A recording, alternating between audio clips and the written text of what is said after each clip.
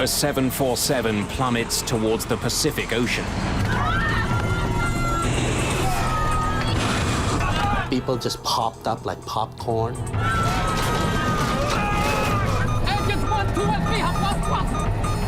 This airplane is totally out of control. It is going to crash.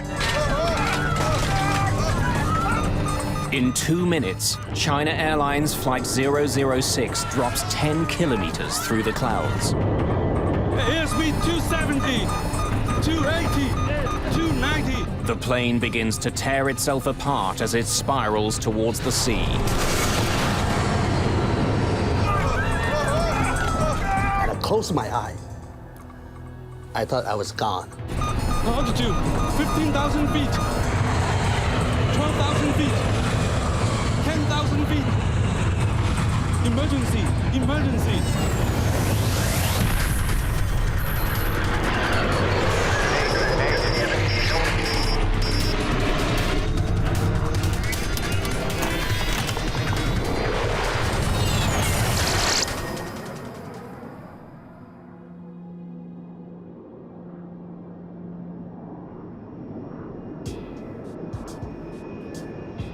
February the 19th, 1985. A China Airlines flight cruises across the Pacific to Los Angeles. At 12,000 meters, it's racing towards the dawn. For the passengers and crew on board, it's past midnight. A two-man relief crew is in charge of the plane as it sails above the ocean on autopilot. The main crew gets several hours off in the middle of the trip, so they're rested for the landing. But Captain Mumyan Ho is restless. Good morning, gentlemen. Even though he's not officially on duty yet, Captain Ho returns to the cockpit. Thought I'd keep you company. The captain isn't the only one up. Best friends Sexan Canyo and Alex Knoll have something to celebrate. I feel like I'm in first class. It's Sexan's 30th birthday. I have the longest birthday because I just gained my 12 hours back. And we've been drinking champagne, celebrating 41,000 feet in the air. You know, not too many people get to do that. Bill Peacock is in first class. He's traveled all over the world for the American government. There was nothing special. It was a routine commercial flight. I had a very nice first-class seat, sat there and read some books, went to sleep.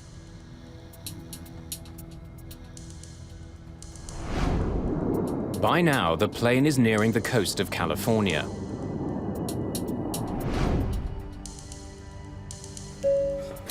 Good morning, ladies and gentlemen. We will shortly be serving you breakfast. For those of you who wish to adjust your watches, the local time in Los Angeles is now 7 a.m. Sleep well? Very well, sir. Thank you. Good morning, Captain. After their 5-hour break, the flight crew is reunited in the cockpit. Soon after, the plane runs into some stiff winds. Ladies and gentlemen, this is your captain speaking. We're experiencing some light air turbulence. Please fasten your seatbelt. The autopilot is set to keep the plane flying at 470 kilometers an hour.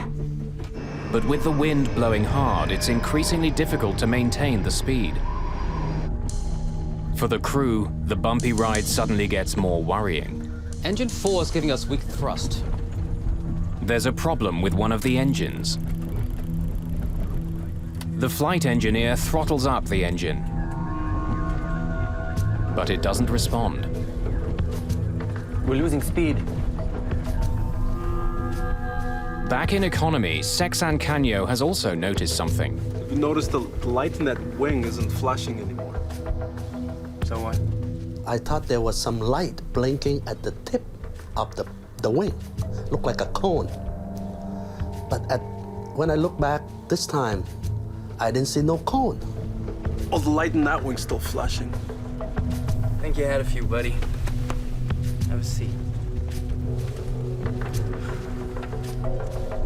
In the cockpit, the strange situation suddenly gets much worse.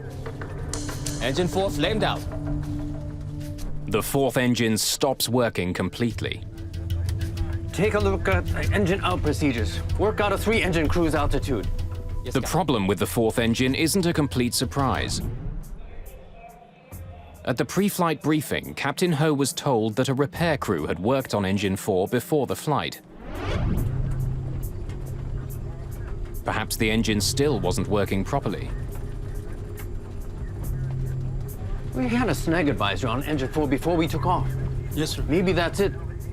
Without the fourth engine, the plane continues to slow down. Airspeed 240. Call Auckland Center and request a lower altitude. Auckland Center. Dynasty 006. Requesting new altitude. Dynasty 006, stand by.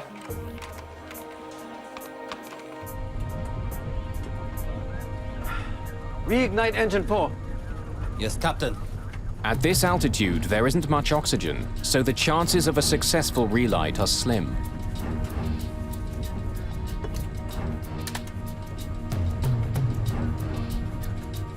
No response, Captain. As the crew try to restart their engine, their plane slowly begins to roll to the right. Dynasty 006, you're cleared to flight 240. We're banking right, Captain. Airspeed 230. As the plane continues to turn and slow down, it's in danger of stalling. Altitude hold off. Nose down. Hoping to increase his speed, Captain Ho tries pushing the plane's nose down. Nothing the crew does seems to help. Their jet is banking more and more steeply. Dynasty flight 006, Oakland Center, how do you hear me? Airspeed 220. We're banking right, Captain. I'm disengaging autopilot.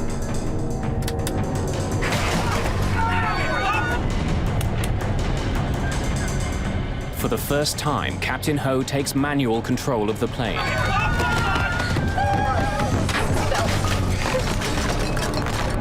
He struggles with the controls, but the plane has veered into thick cloud, and he can't see the horizon as he tries to keep his jet level. I've lost ADI. The ADIs have malfunctioned. It's going out of limits. Just minutes after their fourth engine stopped working, the China Airlines flight suddenly stalls and begins falling from the sky.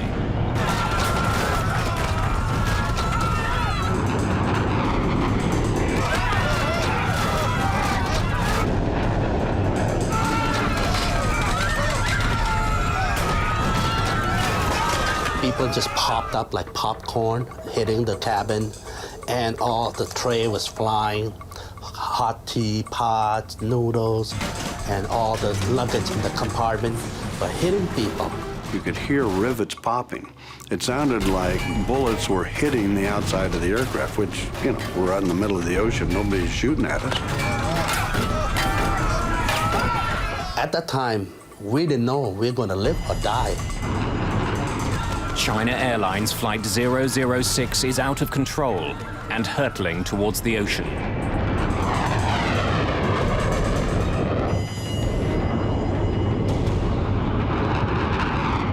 A China Airlines jet is tumbling out of the sky. After losing power to one engine, the jet is spinning out of control. It's dropping fast, straight towards the Pacific Ocean.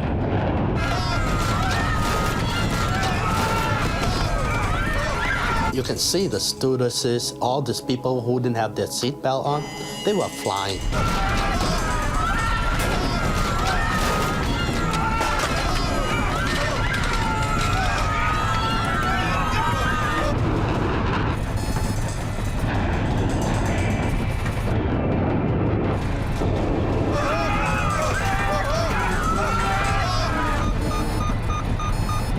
Dynasty 006, Oakland Center, how do you hear me? The crew are stunned, blindsided by their jet's bizarre behavior. Engines 1, 2, and 3 have lost thrust.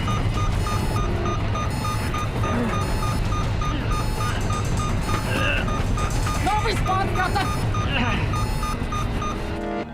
Dynasty 006, Oakland Center, how do you hear me? Airspeed 270, 280, Dynasty 006, Oakland Center, how do you hear me? Struggling against the plane's wild motion, the flight engineer tries again to restart his fourth engine.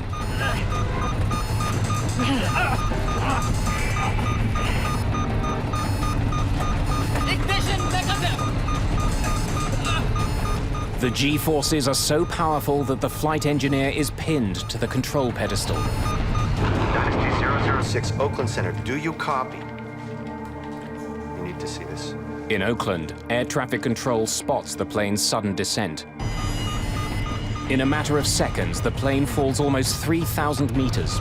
Hawk 2, 370, 360, 350. In the cabin, the G-forces are punishing.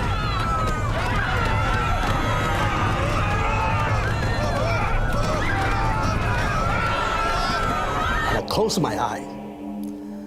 I thought I was gone. I thought the plane just blew up in the midair. The plane is about to exceed its maximum speed. Approaching VMO. Tumbling madly through the clouds, the 747 finally starts to pull out of its nosedive. As the plane rights itself, the G-forces change direction. The passengers are pressed to the floor, feeling 5 times their normal weight. I remember looking over at this dignified, older Chinese gentleman who was sitting across the aisle from me. And his face was being contorted like this, like he was lying on his side in a wax museum in a fire. I mean, his face was just all contorted. As the crew struggles to regain control of the plane, it begins to slow down. Airspeed 180 knots and falling. Dynasty 006, Oakland Center, how do you read me? Airspeed 140 knots and falling. The jet is still dropping, but not as fast. This could be the crew's chance to regain control. I knew we were really in trouble because G-forces, instead of being horizontal, started moving around to the vertical. So we were being pushed down into our seats instead of sideways. As their speed continues to fall, the flight engineer reaches desperately for the engine throttles. Airspeed 80 knots and falling. But the engines don't respond. No response. The engines are flamed out. After tumbling 3,000 meters in 30 seconds, the jumbo jet plunges again into another free fall.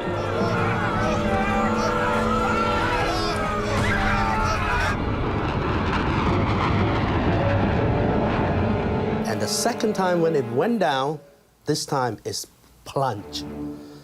I mean, it went down. The change is swift. Once again, the passengers feel pulled towards the nose of the plane. You know, this airplane is totally out of control. It is going to crash.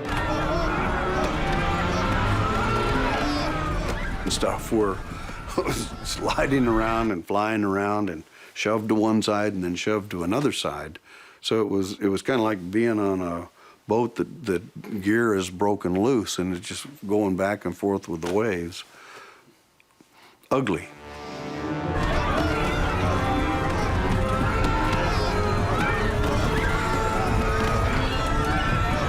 My stomach was up to my throat. You smell people urinating in their pants. I really made peace with the Lord. And I said, to myself, I said, I've really had a wonderful life. If this is the end, I'm ready to do it. Hawk 2, 250. Airspeed 290. As the plane spins towards the ocean, the airspeed increases rapidly.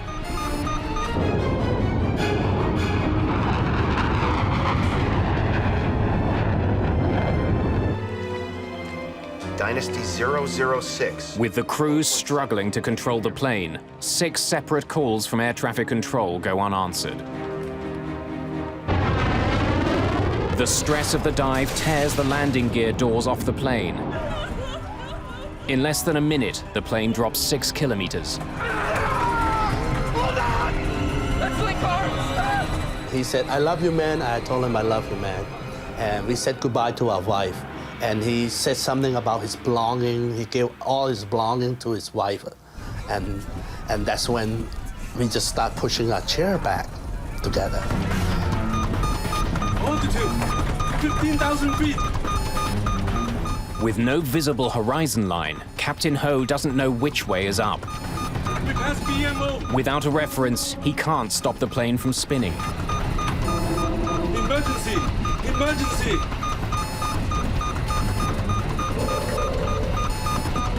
After blindly plunging thousands of meters, the plane finally breaks free from cloud. And when this thing was falling down, it looked like you have a magnifying glass and you went like that, and all of a sudden the white water break becoming closer and closer, faster and faster. It's like incredible, and we thought we were going to die. Altitude, 12,000 feet. As he struggles for control, Captain Ho has only 30 seconds before his crippled plane smashes into the ocean.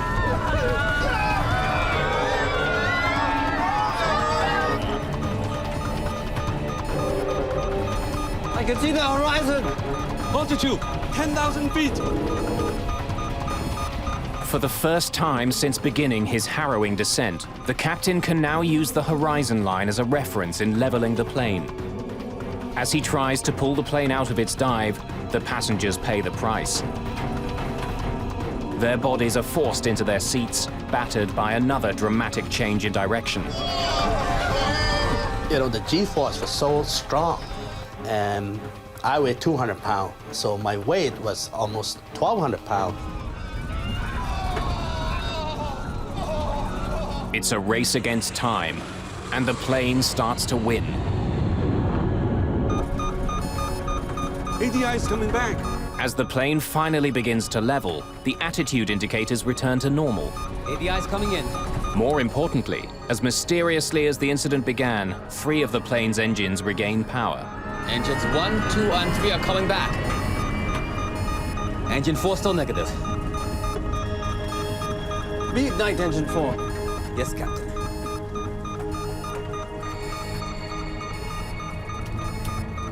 Once again, the flight engineer tries to reignite the 4th engine.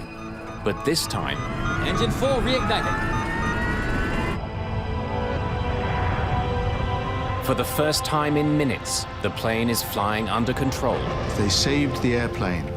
They pulled the airplane out of this acrobatic maneuver at an altitude of 9,500 feet. They popped out of the clouds at 11,000 feet, and they had the airplane in stable level flight by 9,500 feet. That was a masterpiece of flying. Ladies and gentlemen, this is the captain speaking. Is anyone hurt? Do we have a doctor on board?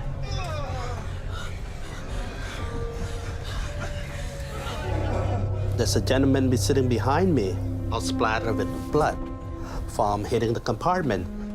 So we kept flying, and next thing I knew that the whole plane was quiet, real quiet. Nobody talked very much. If they talk, we're whispering, because we don't know, we still don't know we're gonna live or die. Dynasty 006 fell off my screen, but she's back now. A new controller, Brian Campbell, has taken over control of Dynasty 006. Dynasty 006, Oakland Center, do you hear me? Can you fly the plane? 006, we are flamed out. We are... Emergency. We are 9,000. 9,000. Roger, roger. We have radar contact. Oakland Center, Dynasty 006, we can control the aircraft. Roger, roger. Less than 10 minutes after the start of their problems, everything seems normal again. Request radar vectors to return to course. There really is nothing I can do to assist. He's the pilot, he's flying the airplane. I'm going to give him a safe altitude to descend to. I'm giving him a destination. It appeared to me that he was well in control of his aircraft. Dynasty 006, Oakland Center. Are you declaring an emergency? Do you want to divert to San Francisco? Negative, Oakland Center.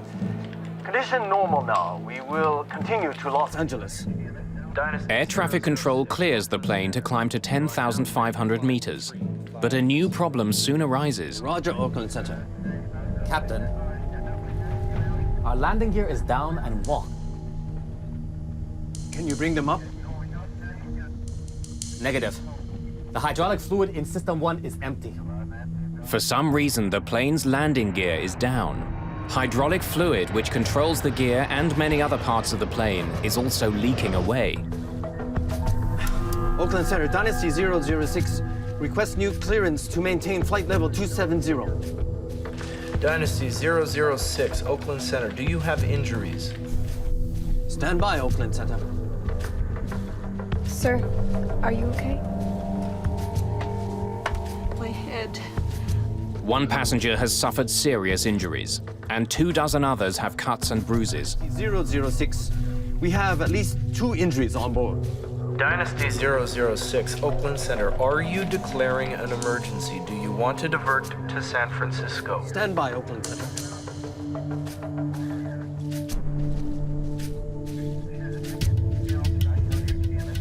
Oakland Center, Dynasty 006. We're declaring an emergency. We request a direct route to San Francisco.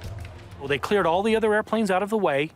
They gave him clear runway, so nobody was waiting. Didn't have to wait for anybody else. He went straight in for a landing. Dynasty 006, Oakland Center. You are now cleared. You are free to descend at pilot's discretion. Captain Ho not only has injuries on board, the plane itself has been severely damaged. His rear elevators, which help control the altitude of the plane, don't seem to be working. Without them, landing his jet safely will be extremely difficult. The problem is, it's a very big airplane and it responds very, very slowly, and you just might not do it before you run out of air. You might hit the ocean. What you need is a very cool head. Captain Ho must now land using varying amounts of engine thrust. After pulling the plane out of its terrifying dive, if he makes one mistake, Flight 006 could still end in disaster.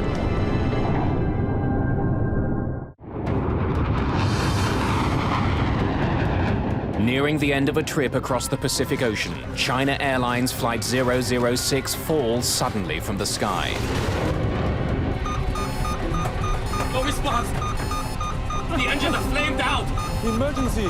Emergency! After a terrifying plunge, the crew manages to wrestle the plane level again. But the jet is badly crippled.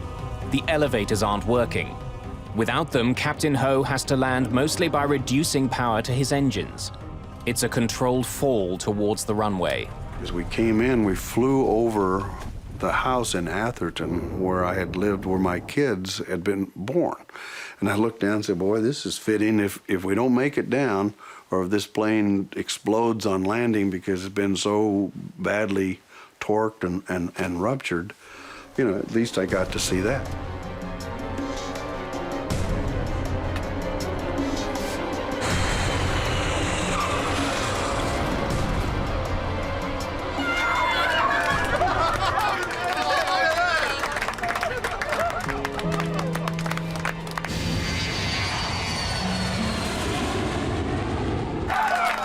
He made one of the best landings I've ever seen. I mean, it was just perfect touchdown.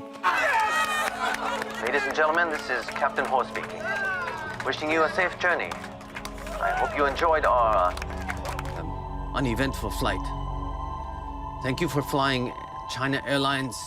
I thought he was a hero. He saved our life. I mean, how can we fell we didn't know how far we fell that time. And we thought he was a hero and everything was fine.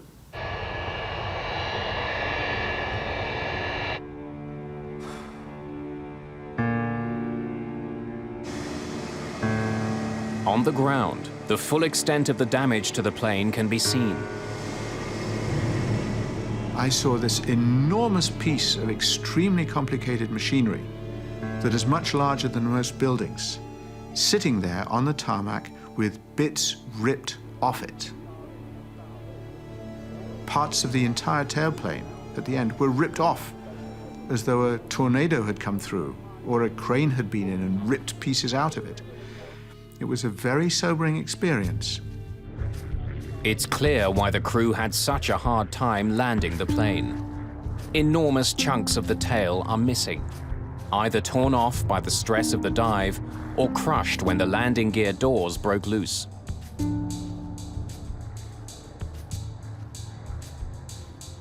If the damage had been much more severe, the crew wouldn't have been able to regain control of their jet. 24 passengers have minor injuries. Only one requires hospitalization, but is soon released. A near disaster was avoided. But what had gone wrong in the first place?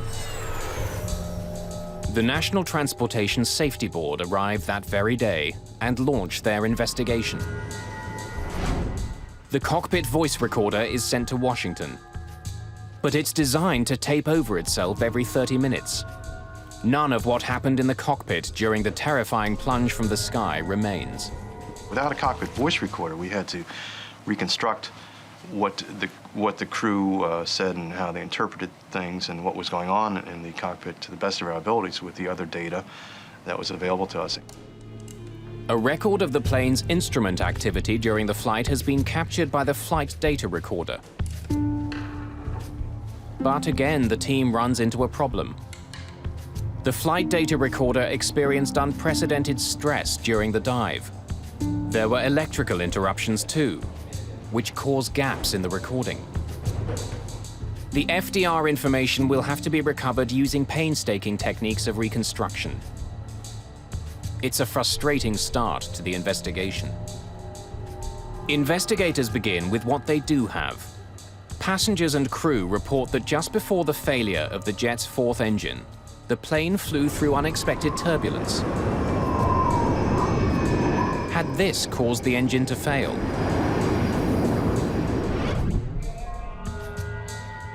Satellite weather maps revealed that there was indeed heavy air turbulence over the Pacific. But it wasn't severe enough to cause engine failure. The jet's 4 engines are tested and studied. Even after the horrific dive through the sky, they're found to be in working order. However, given the previous history of problems with Engine 4, it receives particular scrutiny. They had an anomaly with one of the engines. They believed that the engine had flamed out or that there was something seriously wrong with the engine. The wear on a small throttle valve trimmer is measured.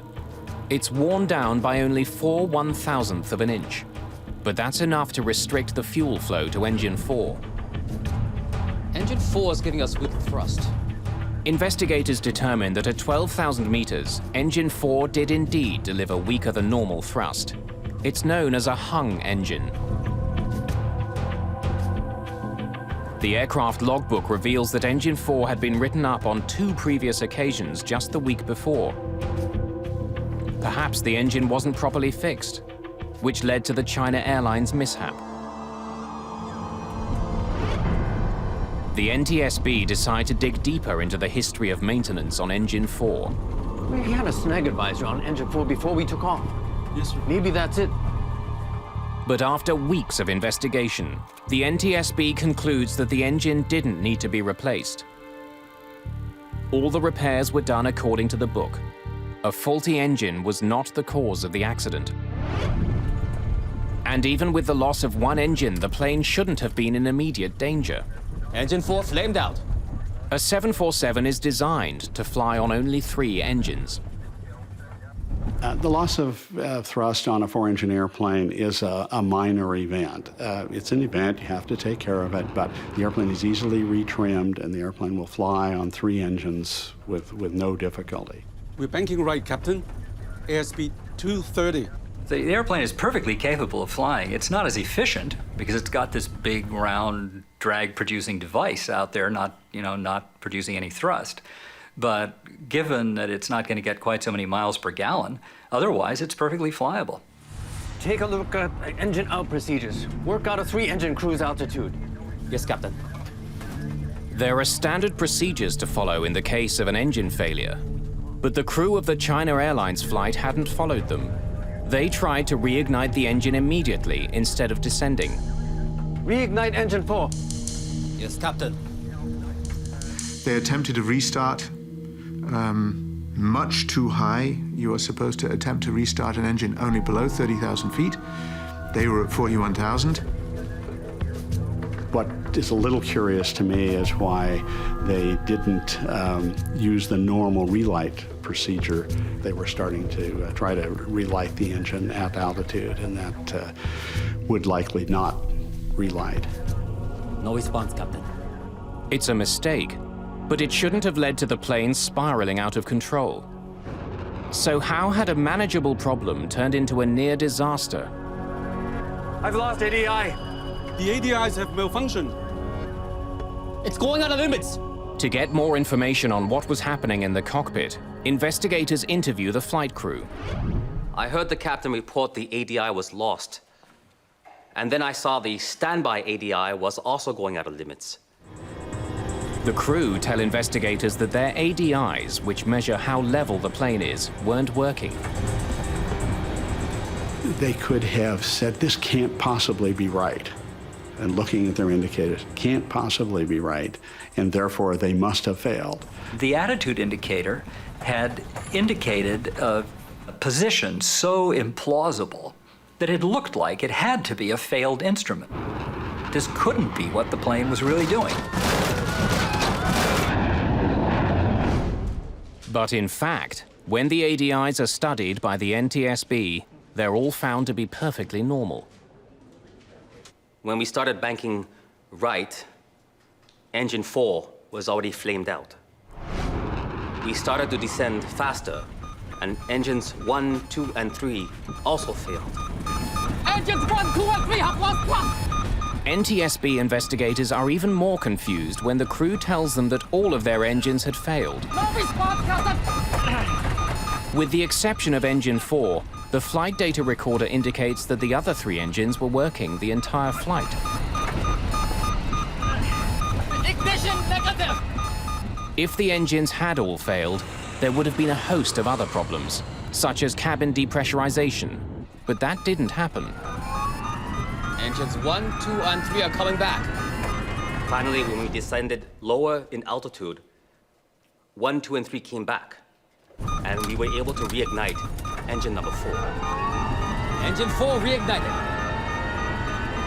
At the end of the dive, the crew had the plane under full power. It was a remarkable recovery. But to investigators, it's a puzzle. The story the crew is telling doesn't match up with the evidence they've uncovered.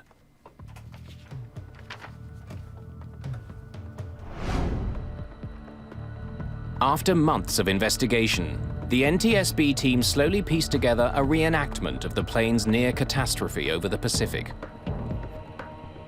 It includes information from the reconstructed flight recorder, personal interviews, and the air traffic control transcript. When the work is complete, there's only one conclusion. Apart from a problem with a small valve, there was nothing wrong with the 747 before it plunged from the sky. In fact, it was the crew that made a series of fateful decisions that almost crashed the plane.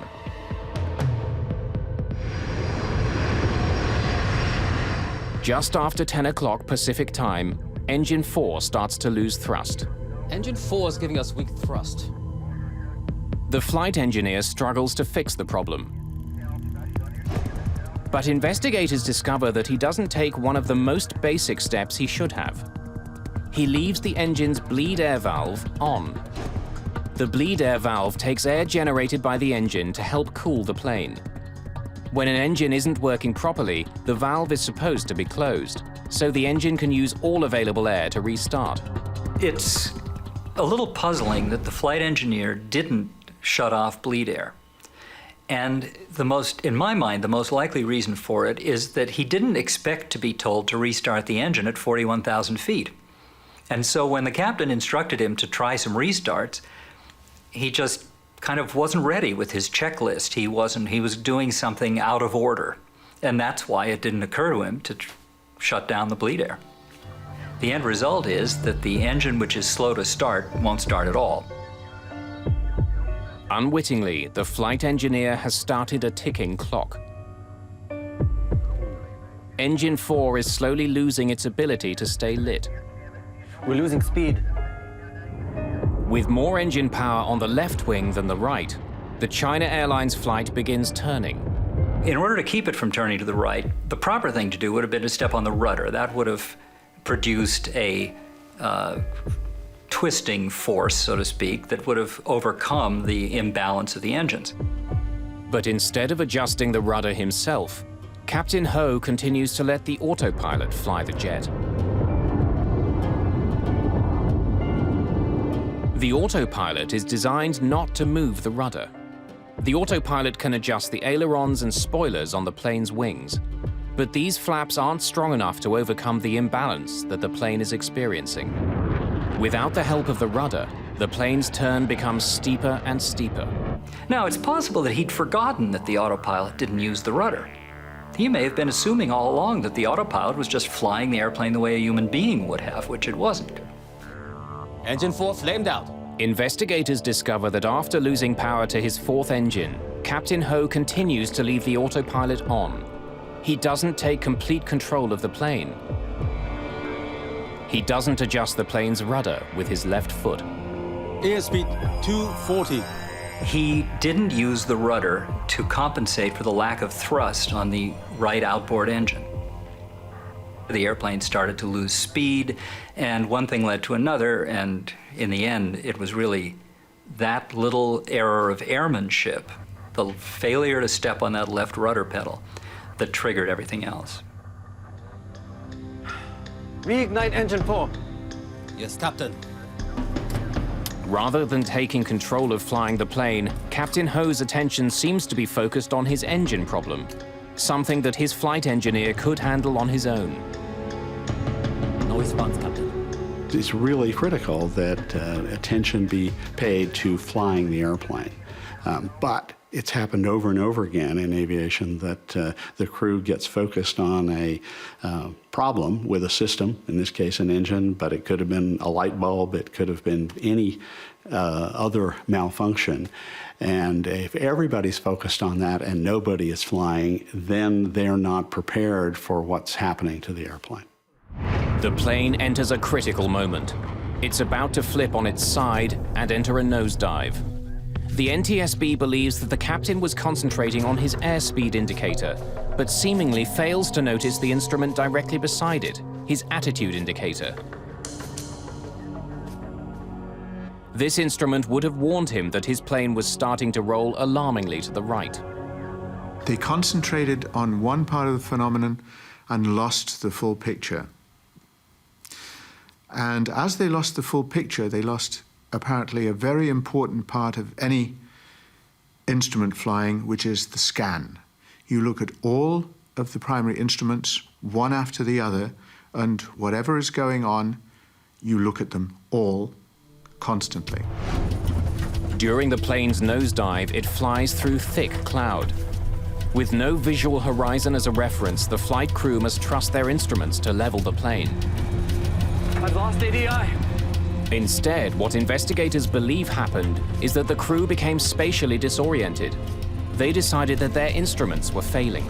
They simply didn't believe what they were seeing, and they thought they had lost their attitude instruments. They hadn't lost their attitude instruments. The airplane was, in fact, embarking on an aerobatic maneuver. The most probable reason for all three crew members believing something so unlikely as that all attitude indicators could malfunction in the same way at the same time is that the way in which they malfunctioned was so unexpected and strange that it didn't seem to correspond to any possible thing that the airplane could be doing. The airplane had in fact rolled over on its back and gone into a vertical dive, and that's something that Boeing 747s don't typically do. As the plane begins tumbling towards the ocean, another critical lapse in judgment occurs. The standby ADI was also going out of limits. I tried to restart. During interviews, the flight engineer told the NTSB that all 3 of the plane's working engines failed. We started to descend faster, and engines 1, 2, and 3 also failed. But the flight data recorder shows that, in fact, they were still working. In the heat of the crisis, the engineer had made an enormous mistake. Engines 1, 2, and 3 have lost thrust. The investigation reveals that as the plane fell, the thrust in each engine was indeed reduced dramatically. But the cause wasn't engine trouble. The engine throttles had been lowered to idle in an attempt to slow the furious fall of the jet. It was something the engineer missed in the chaos of the dive. You can understand why the flight engineer might have been confused about this situation if he had not seen the captain pull the power to idle on the engines. He would reasonably assume that the fact that they went to idle was a problem rather than intentional. Investigators also believe that they know why the engines didn't give the crew more power when the engineer tried to throttle them up. The cold temperatures at 9,000 meters would stop them from responding quickly. No response, Captain! But in the heat of the moment, the engineer could have taken their slow response as another indication that they failed. The NTSB discovers that indeed gauges in the generator panel behind the engineer showed that the 3 engines were still firing.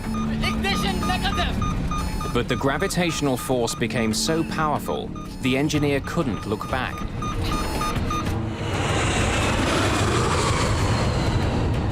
After months of painstaking recreation, the NTSB investigators believe they understand what happened inside the cockpit of China Airlines Flight 006. But what they don't understand is why. The crew's medical records are examined. Was there something wrong with the captain that might explain the bizarre behavior? Nothing turns up. You know, it wasn't just the 3 stooges who, won a trip on a 747 or something. It was a trained crew, highly experienced, thousands of hours. How could an experienced crew make so many fundamental mistakes? The investigators find the answers in the hours before the incident. What they uncover is a potential danger that affects pilots around the world.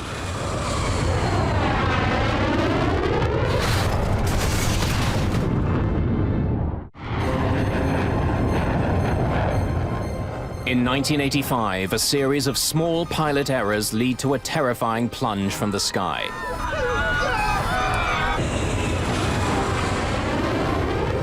Spinning wildly out of control, a China Airlines flight tumbled 10 kilometers towards the Pacific Ocean. By the time the crew regained control, the plane was badly damaged. Amazingly, everyone on board survived. Investigators have uncovered a series of mistakes which nearly led to the death of everyone on board China Airlines Flight 006. But how could an experienced, well-trained and healthy crew make so many mistakes? The NTSB team decides to examine all of the factors affecting human behavior, including a new field of research.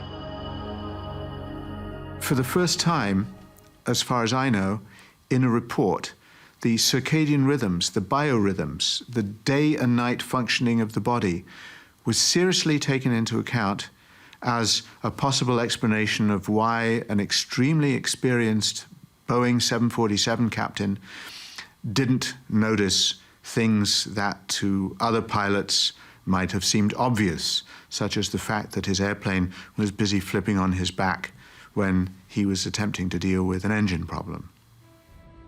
Although Captain Ho had the required 15 hours off duty before flying that day, the NTSB investigators take a closer look at the captain's schedule before the night of the flight. I do not think I was fatigued. I can't say I slept well during the flight. This accident occurred at what would be about 2 a.m. local time. And that's pretty significant. Most people are asleep around 2 a.m. So this incident occurred at a point in his what are called circadian rhythms in his body clock, where he would be at his deepest sleep.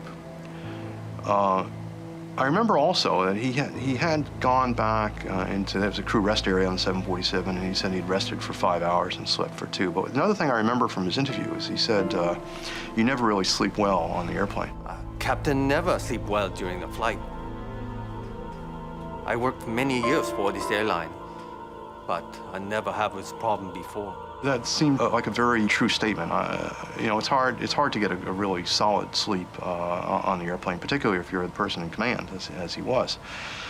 So, putting it all together, we saw this was an experienced crew, a qualified crew, and they were flying on a schedule that would make them susceptible to some of the negative or adverse effects of fatigue.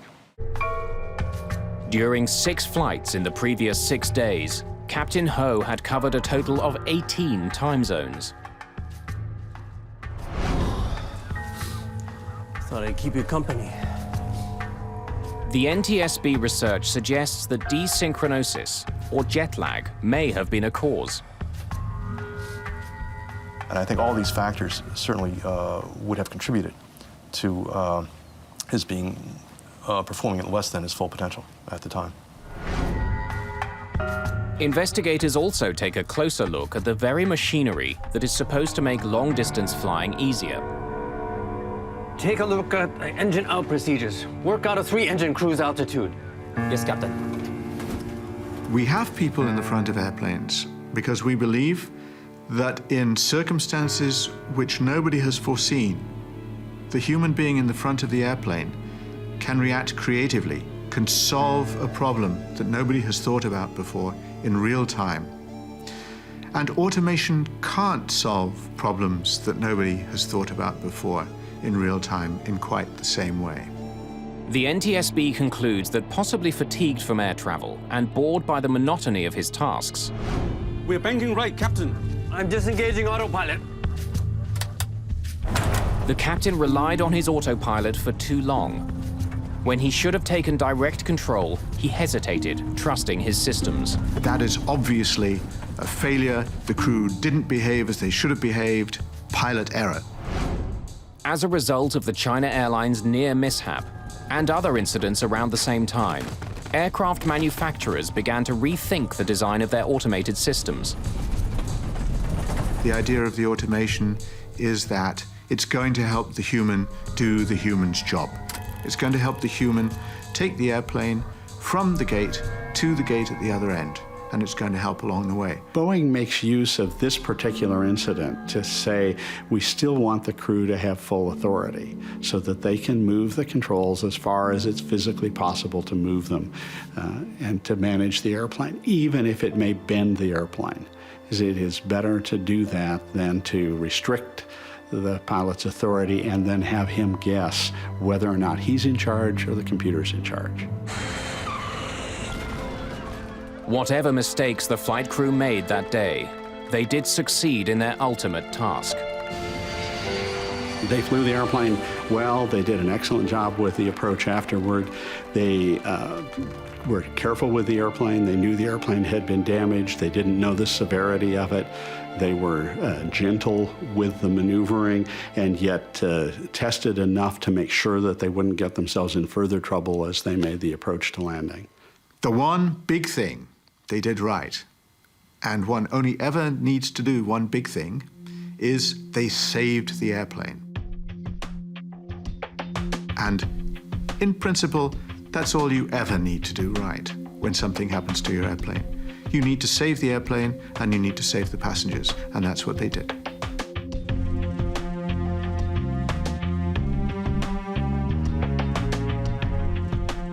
How can you forget something like that? That I survived through that. So it's hard for me to forget that I was lucky and it wasn't my time yet.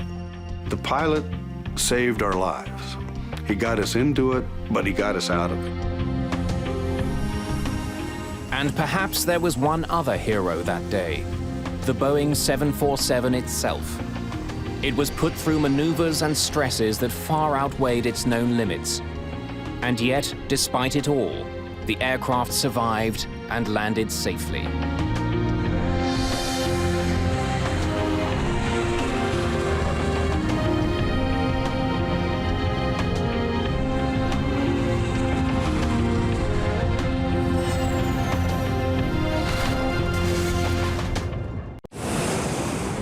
A routine landing Ladies and gentlemen, we are starting our approach to the Very good shape. turns into a sudden fight to the death. You're gonna lose it all of a sudden. There it is. A passenger jet mysteriously falls from the sky and rockets towards a busy highway. Push it up. Push it way up. Delta, go around.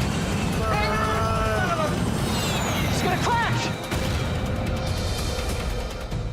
A mysterious force brings down a plane claiming 137 lives.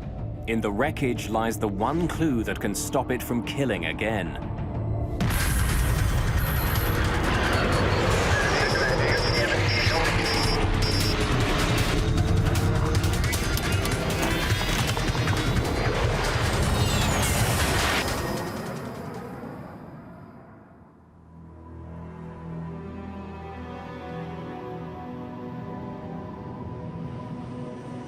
August the 2nd, 1985. Dallas, Texas.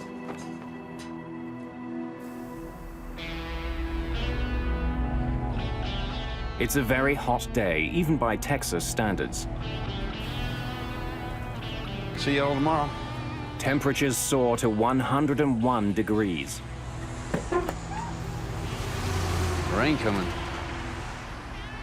Should cool things down a bit. In the late afternoon, William Maybury is heading home from work. The day's heat and humidity are having an effect on traffic at Dallas-Fort Worth International Airport, DFW. Roughly the size of Manhattan, DFW is the biggest airport in the world. It's also one of the busiest.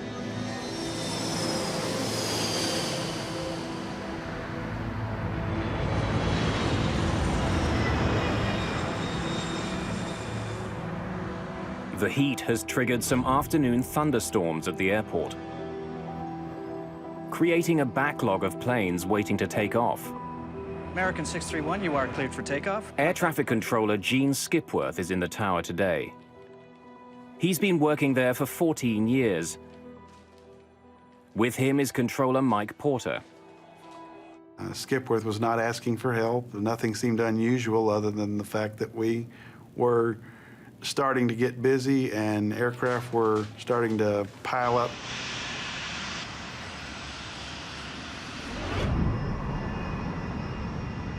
One of the many planes heading towards Skipworth's control is Delta Airlines Flight 191.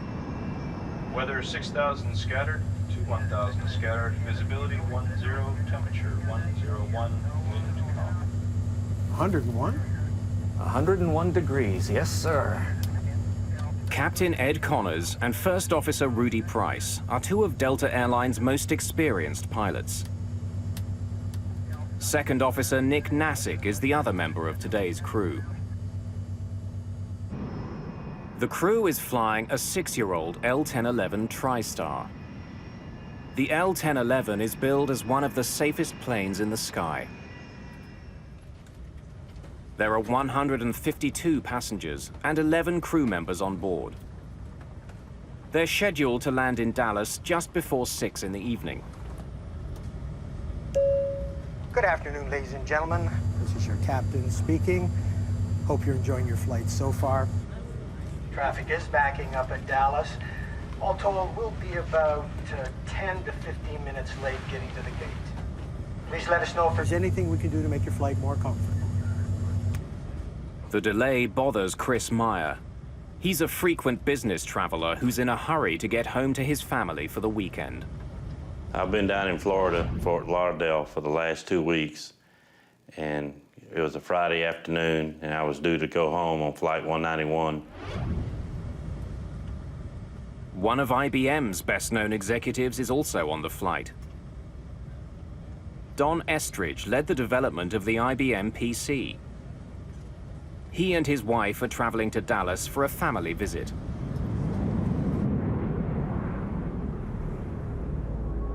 "963, turn right, heading 620. En route from Florida to Texas, Delta 191 will be in communication with several controllers. I'll turn you into Blue Ridge. It'll be about 0. Every aircraft is guided along its flight path by a series of regional air route traffic control centers. They direct each plane's speed and altitude. 1901, descend and maintain 10,000. Join the Blue Ridge 010 radial and inbound. We have a good area there to go through. Captain Connors has some concerns about the route he's been given. He sees a storm cell along that path, and he doesn't want to fly through it. Well, I'm looking at a cell at about a heading of 255. It's a pretty good-sized cell, and I'd rather not go through it. I'd rather go around it one way or the other. I've had about 60 aircraft go through this area out here, 10 to 12 miles wide. They're getting a good ride, no problem.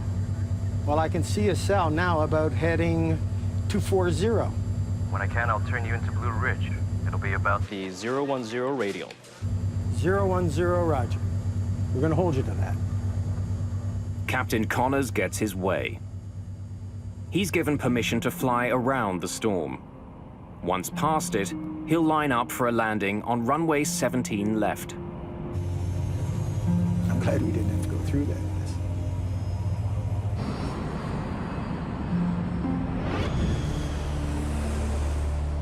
Friday afternoons are a busy time at airports. The afternoon rain is making this Friday even busier. 23-9er down to 618.96. The main priority for the controller on duty is to keep the incoming planes a safe distance apart. He wants them at least 4.5 kilometers from each other. That distance allows enough time for the violent air turbulence behind one plane to die down before the next plane touches down. Right now, Connors and Price are getting too close to the plane just ahead of them, a corporate Learjet. Delta 191 heavy. Turn left 10 degrees, reduce speed to 180.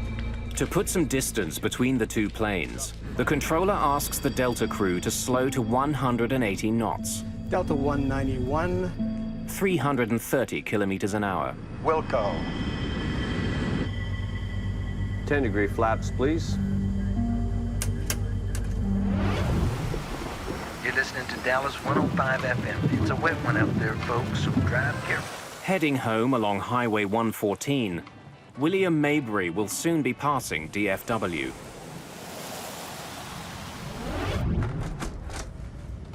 Flight 191 is now just 50 kilometers from the foot of the runway. Ladies and gentlemen, we are starting our approach to DFW. Please make sure your seats are in the upright position and your seatbelts are securely fastened.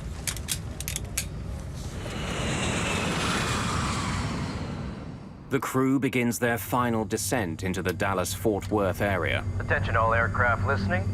There's a little rain shower just north of the airport. Connors now switches radio frequencies and contacts a local DFW airport traffic controller for approach instructions. As the passengers and crew of Flight 191 prepare for their landing, a deadly force takes shape in their path. Critical decisions and missed information conspire against them. The crew will soon be engaged in a 47-second struggle, which will become one of the most important moments in the history of modern aviation. August the 2nd, 1985. The crew of Delta Airlines Flight 191 has been skirting a line of heavy storms between Florida and their destination, Texas. 30 kilometers from the Dallas-Fort Worth airport, First Officer Rudy Price notices rain ahead. We're gonna get our airplane washed. What? We're gonna get our airplane washed. It seemed like the closer we got into DFW, the worse the weather got. And we was turning it into the rain instead of going around it. And the pilots never said anything about the bad weather. Delta 191 is still closing in on the Learjet ahead of it. Price and Connors need to slow down even further to put some distance between the two planes. Delta 191 heavy, reduce speed to 150. Speed to 150. 9 kilometers from runway 17 left, Delta 191 is handed over to another controller, Gene Skipworth, for final approach and landing. 090 Tower, Delta 191 Heavy, out here in the rain. Feels good. Delta 191 Skipworth tells the crew to expect a manageable crosswind of up to 15 knots. Winds 090 at 5, gusts to 15. Thank you, sir. First Officer Price will be at the controls for the upcoming landing. Pilots and co-pilots routinely alternate flying duties. As Flight 191 is coming into land, William Maybury is just north of the airport. He's caught in the same storm that Price and Connors are just beginning to fly through.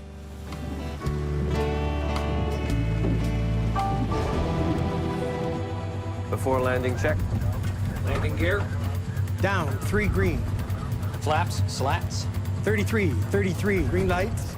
The crew suddenly notices that they'll be flying into more than a bit of rain. It's lightning coming out of that one.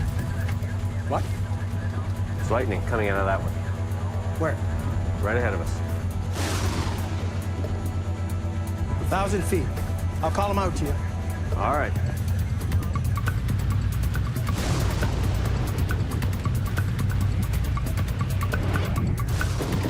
We're not getting any bad warnings from the weather or from other pilots, which we rely on as they come through it.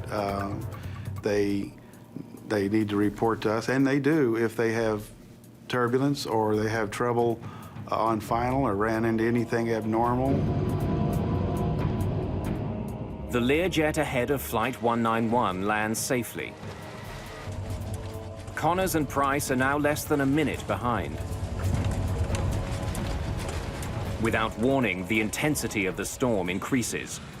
The L-1011 is being pounded by a driving rain. I knew we was getting ready to land, but at the same time, you felt the surge, like the pilot was revving up the engine for something.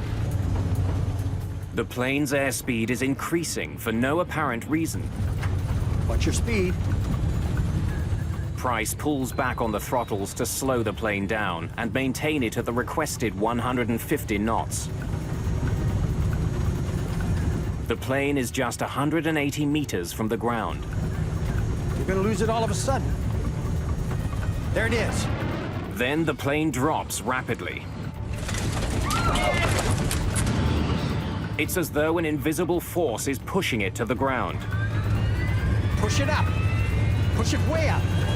Way up. Way up. Way up. The crew is pushing the plane's jet engines to their full power, but can't get more speed or get the plane to climb. So I pulled my seatbelt tight as I could, but at the same time, you could hear a pin drop. Nobody was talking. But I mean, it got dead silence. As suddenly as it began, the crisis seems to end. The plane stops falling and begins to pick up some of the speed Connors and Price have been fighting for.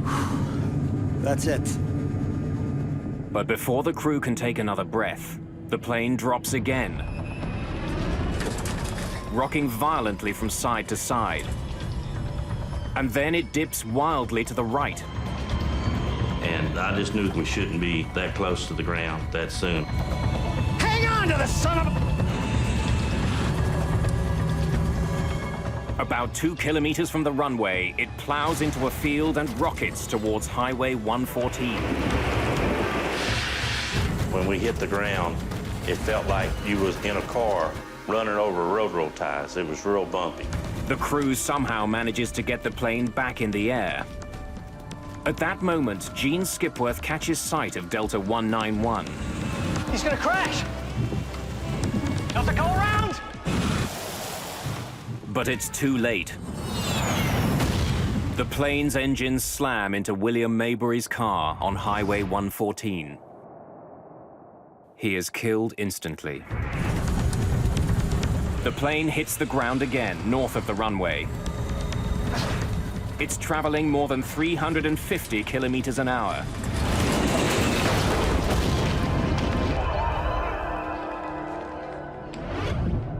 must have caught sight of him just at the last millisecond, and he cartwheeled into the tank in just an instant, and then, of course, there was fire, not a ball of fire, but a wall of fire. It seemed like it was only a few seconds, 5 seconds at the most. I don't know how long it was.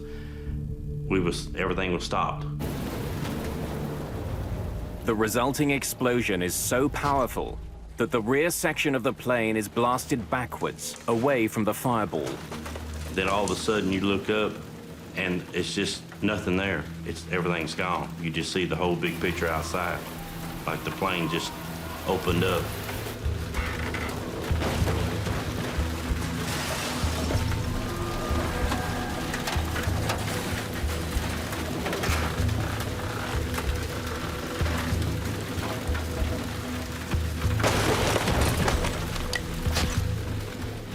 Remarkably, the tail section containing the last 10 rows of seats is relatively intact.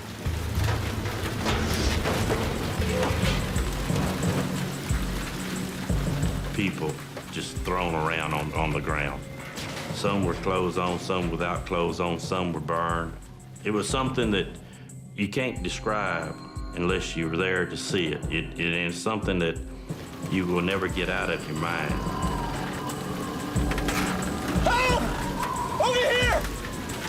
Hang in there, help's on the way. Then, as suddenly as it had started, the rain stops.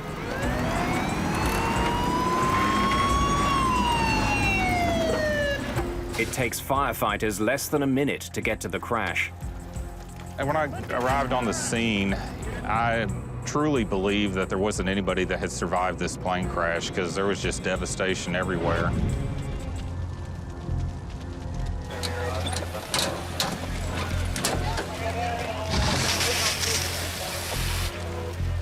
What I had pulled up on at the time was the wing section, which is the portion of the aircraft that carries the fuel. So there was a large amount of fuel and a large amount of flames.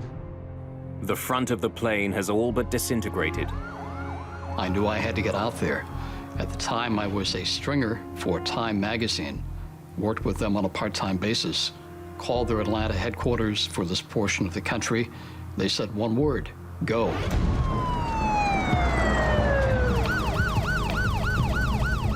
Firefighters need only a few minutes to get the raging fire under control. They then turn their attention to pulling survivors from the plane. It wasn't until the fire started to subside a little bit that I saw the tail section where there was some hope of some people surviving. There were these two women that were walking through the smoke. Ladies, clear the area! Get out of the way, clear the area! And it kind of surprised me, so I knew that there was hope and that there were people out there. Only 27 people survived the crash. I had seen death before as a medic in Vietnam, but it had never been aimed at civilians, and certainly not on a mass casualty situation, and certainly not this suddenly. I could tell how bad it was. You could see and smell and feel the death.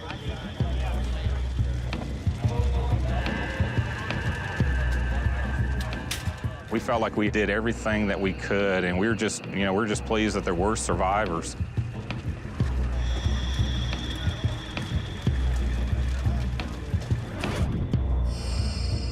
I was scheduled to sit on aisle seat 15A, and I told them that wouldn't be no good because that was a non-smoking section. I was a smoker, so I had to be in back. That probably saved my life. Captain Connors, First Officer Price, and Second Officer Nassick are killed. So are 5 other crew members and 128 passengers. IBM's Don Estridge and his wife are among the dead. In the tower, there was silence for probably 1 to 2 minutes, except for just an occasional transmission. But basically, it's just quiet, and you just sit there stunned and wishing you could do anything to take it back.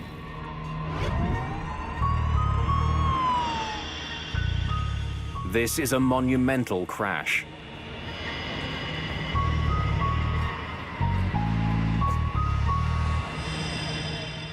Investigators from the National Transportation Safety Board arrive at DFW, determined to find the cause. One of our field investigators would have been on scene trying to locate the flight data recorder and the cockpit voice recorder, which is, a very important part of the investigation. Investigators begin looking for evidence of mechanical failure. They examine the wreckage for clues that the plane was not responding to the pilot's command. It's essential in any approach or departure accident to establish what the airplane's configuration was, to assure that it was not a factor in the accident, where everything was normal on this aircraft.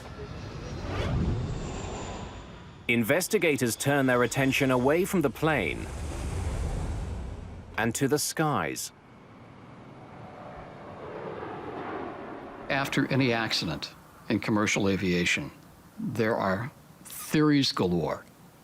A couple of them prevalent that evening. First, that lightning had struck the airplane. Secondly, that it had been hit by a mini tornado.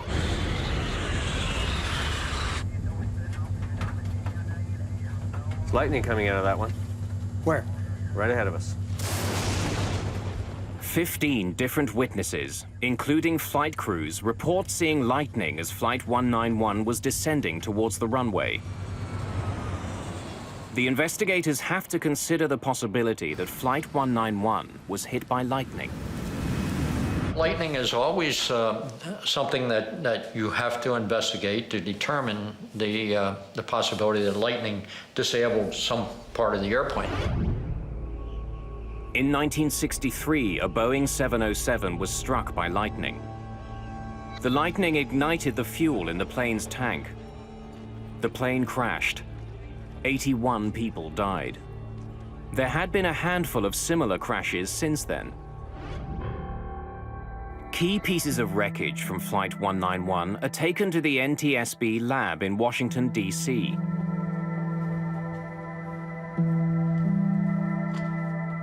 Bud Lehner is the investigator in charge of examining the wreckage, as well as the data from the plane's cockpit voice recorder.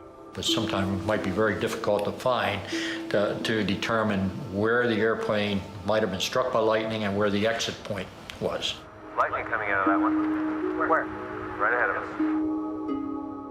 If the plane was hit by lightning, there would be evidence left behind.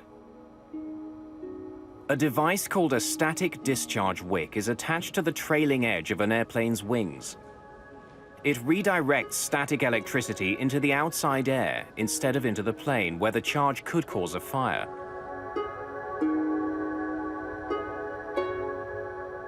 If the plane was hit by lightning, one of the pieces that would be visibly damaged is the static discharge wick.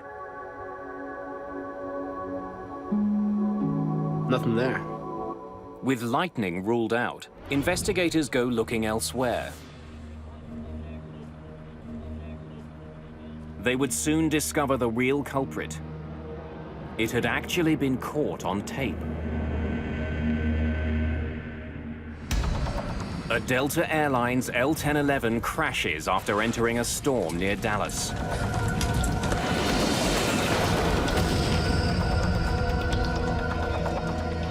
"137 people die. Investigators rule out mechanical problems and lightning as causes of the crash. Nothing there. The NTSB's Bud Lehner turns his attention to the plane just ahead of Delta 191, the corporate Learjet. He learns that it was less than a minute ahead and flew through the very same storm. After we had passed about 5 miles from the end of the runway, we entered a rain shower, what we thought was a light rain shower, and it turned out to be the heaviest rain I've ever seen before or since. In spite of the rain, Rufus Lewis managed to land his plane safely on runway 17 left. When we broke out of the clouds, we were high and hot. So we had to use all of the runway at DFW Airport. We landed, were able to turn off at the end of the runway. So why was the much larger L-1011 unable to land just moments later? Delta 191 Heavy, reduce speed to 15. To put some distance between Delta 191 and the Learjet, the controller had asked Price to slow his plane several times. When Lehner plots the bigger plane's speed, then down to 150. He finds that it was coming in to land at 150 knots.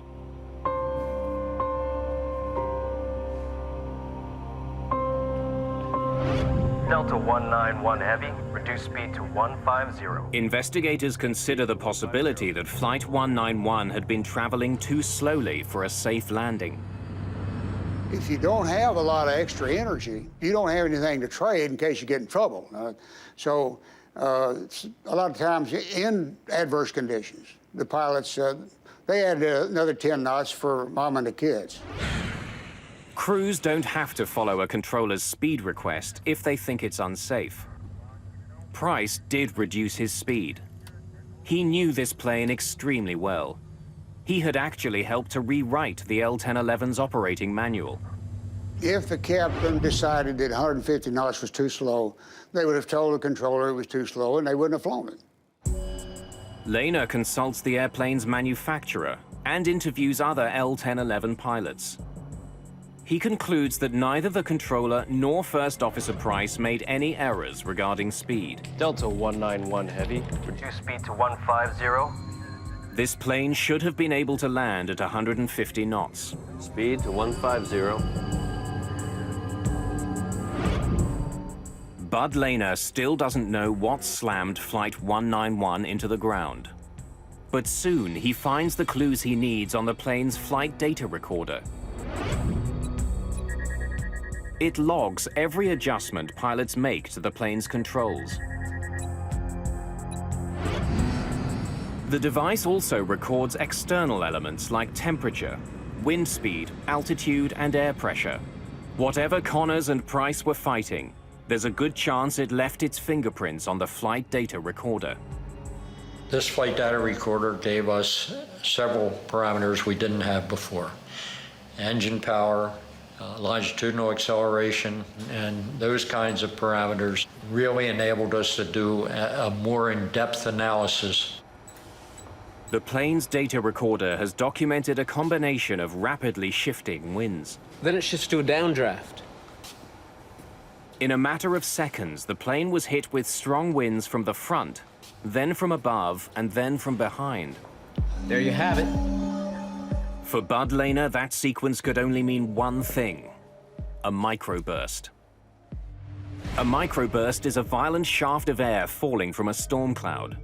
Back in 1985, few people knew more about encounters between microbursts and airplanes than John McCarthy. If you're at the kitchen sink and you turn on the water and it goes straight down and it splashes out in all directions. And that's kind of what a microburst is, except that it is extremely bad news if you're an airplane flying through it at low altitude. A plane first faces a strong headwind which lifts the plane skyward, then a downdraft which slams it towards the ground. Finally, the microburst delivers its most dangerous punch, the tailwind. And you would get a rapid descent, a loss of lift, and a rapid descent towards the ground, and easily crash the airplane. A plane's wings need a steady flow of air moving over them.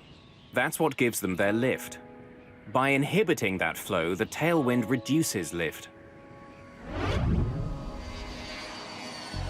There's no better recipe for a microburst than the weather conditions at Dallas-Fort Worth on the day of the crash. It had been extremely hot all day, and hot air rises. When that hot air meets the cold, moist air in the storm clouds, it cools instantly and rushes violently back to Earth. A microburst. It is a tiny thing, meteorologically speaking, compared to a big storm or a snowstorm or a hurricane. It's just like a needle in a haystack. At its maximum strength, it's no more than 2 miles across, and it lasts no more than 15 minutes. So if you look at that little space and time window, it's very small. And so the probability of hitting one is low. The odds may be slim, but planes do fly into microbursts.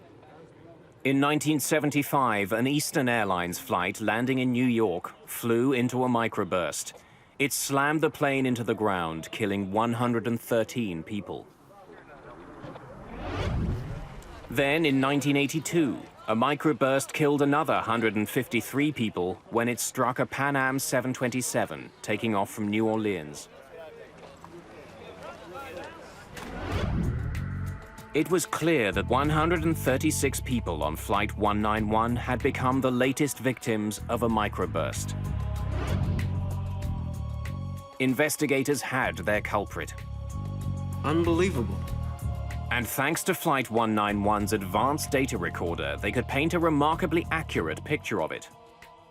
The killer had essentially been caught on tape.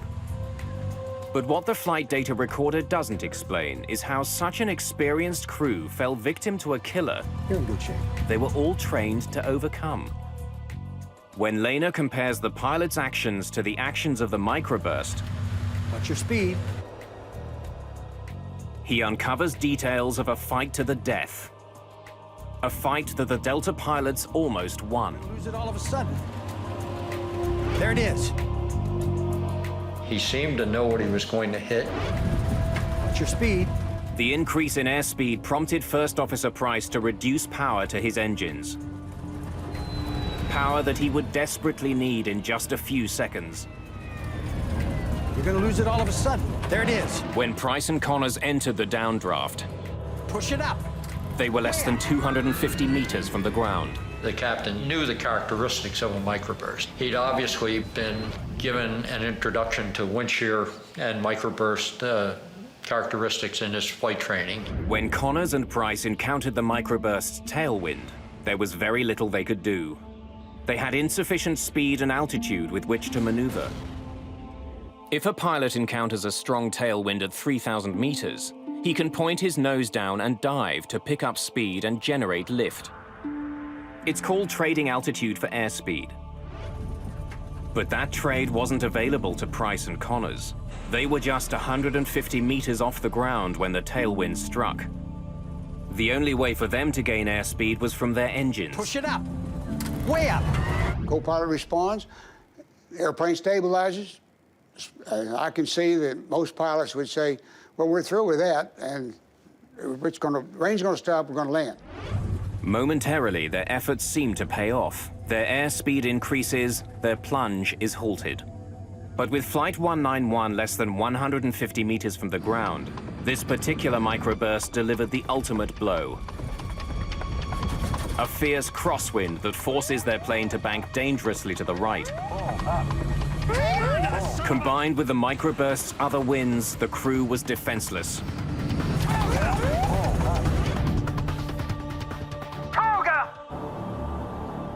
Toga is takeoff go-around mode. And what it means to a pilot in that regime of flight is let's abandon the approach. We're no longer going to try to land this airplane. We want to do everything we can now to survive the wind condition that we've entered. The skill and experience of the pilots were no match for this microburst. It was too big, its winds too powerful and unpredictable. The entire fight lasted only 47 seconds. The pilots of Delta Flight 191 did their very best to recover from this situation, and it didn't work out. Investigators were left with one perplexing question. Why had Connors flown into the storm in the first place? Prior to 1985, the radars on board the aircraft were built to detect thunderstorms, essentially heavy areas of precipitation. They were not effective. They weren't not even designed to detect the microburst. So those radars were essentially useless at low altitudes for looking at the microburst phenomena. Microbursts are invisible, but they generally emerge from storm clouds. That's why pilots are trained not to fly into storms if they see lightning. It's a pretty good size cell, and I'd rather not go through it. I'd rather go around it one way or the other. When I can, I'll turn you into Blue Ridge. It'll be about 010 radial. 010. Oh, roger. Captain Connors was not a risk taker. He was known as a cautious pilot. I'm glad we didn't have to go through that mess. It's hard to blame the aircrew. Their job is to avoid thunderstorms, and there's probably a forecast for thunderstorms every day at Dallas in the summertime. Which ones do you avoid? And it's a very difficult problem. Earlier in the flight, Connors had flown around bad weather. Investigators can only conclude that he underestimated the storm in his path at the foot of runway 17 left. When you're in a landing sequence at an airport like Dallas or Atlanta or Chicago, and you see other airplanes ahead that are landing uneventfully, you might get the impression that there's a thunderstorm there, but I'm going to pass through it very quickly, and it's not going to be a factor for me. Airports like DFW have sophisticated systems in place to provide weather information to pilots. A thunderstorm at the end of a runway is the kind of threat they were designed to identify. But this deadly storm managed to foil those systems. As Flight 191 was approaching the airport, the weather at DFW was changing very quickly. Attention all aircraft listening. There's a little rain shower just north of the airport. Captain Connors heard that part of the message, but then he switched his radio frequency for his final landing instructions. The Delta crew never heard the last part of this message about weather ahead. There's a little bitty thunderstorm sitting right on the final. There was an observation 2 minutes before the accident that there was a wall of water at the threshold of the runway. It's been my contention that that information would have been very important to the flight crew. Radar readouts from the day of the crash indicate that the storm cell Connors and Price flew into grew out of nothing in a matter of minutes. This is 2 minutes before the accident. The readout shows the beginnings of a weather cell at the foot of runway 17 left. This is 3 minutes after the accident. We have a new cell right at the threshold of the runway that wasn't evident in the previous pictures. This explains why Rufus Lewis was able to land his Learjet. The microburst was just beginning to form when he was approaching the runway. Many people think that there was a huge vertical development that the pilots recognized and they just decided to go fly through it anyway. And I maintain, and I think the evidence proves it, that that was not the case. They didn't recognize this new developing cell. They did get into the storm beneath the cell, but it was heavy rain. They weren't worried about that. Then the hammer fell. It was too late. It's small. It's the length of a runway, roughly, and it doesn't last very long. So it's something that can happen so quickly that many accidents have occurred because nobody knew it was there. The storm arrived at the foot of runway 17 left virtually unannounced. But once there, it attracted a lot of attention. Pilots on the ground, as well as trained weather observers, saw the worsening storm. But they all saw it too late to warn the crew of Delta 191. The storm did show up on a radar screen at the Fort Worth Air Traffic Control Center. But at the time of the crash, the meteorologist on duty was in the cafeteria on a meal break. If the flight crew had had any idea that there would be a severe event in front of them, they would have missed the approach. Investigators conclude that the Delta crash was caused by the pilot's decision to continue their approach into the storm. A decision that was made because the crew wasn't warned about the hazard. In 1985, there were basic systems at airports that could detect dangerous winds, but they could not reliably detect a microburst. On the ground, there were systems called low-level wind shear alerting systems that primarily looked for differences of wind speed around the airport and on the airport. Unfortunately, these sensors tended to be spaced so far apart that a microburst could actually exist in between them and escape detection, or at least detection in time to warn a pilot of the threat.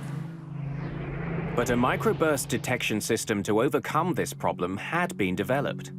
It was being tested in Denver and working very well. What we found out is that Doppler radar, which is on the ground, is incredibly effective in detecting microbursts. And in fact, it can detect about 98% of a microburst.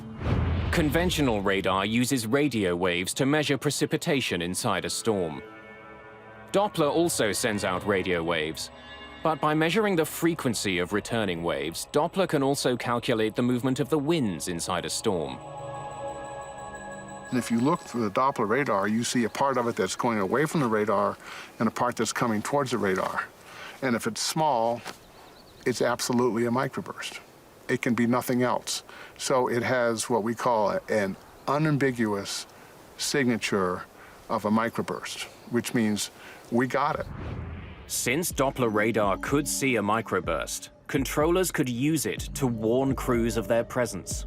The Denver research resulted in an important new system at airports: Terminal Doppler Weather Radar.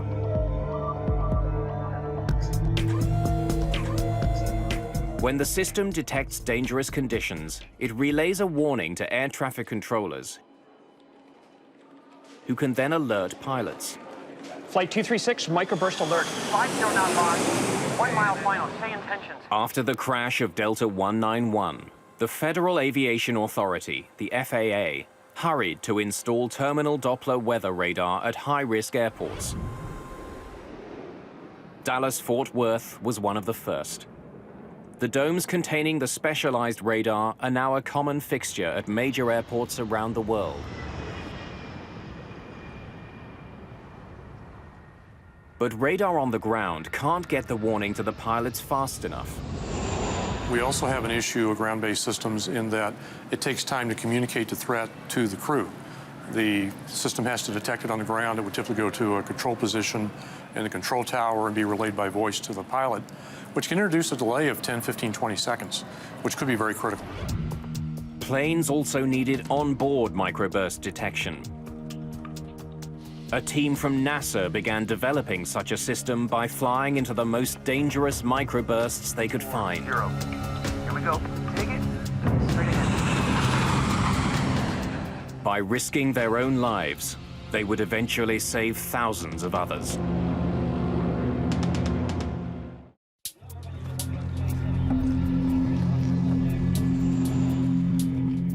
Delta Airlines Flight 191 is the latest in a string of crashes attributed to a microburst.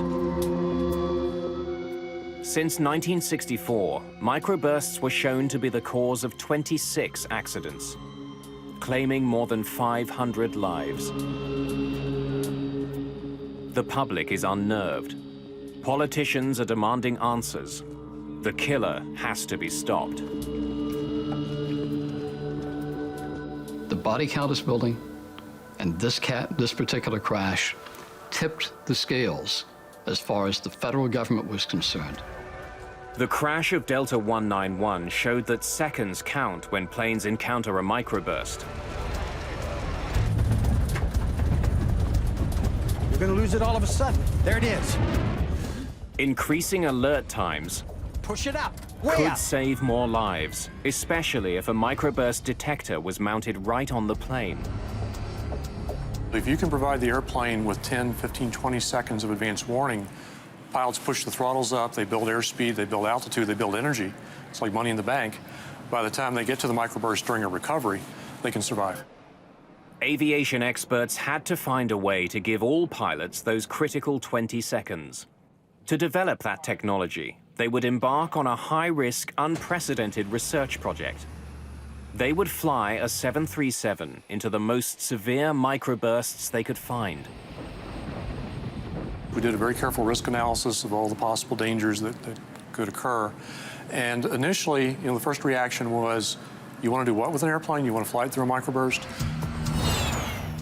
In the summer of 1991, NASA modified a Boeing 737 and went hunting for microbursts.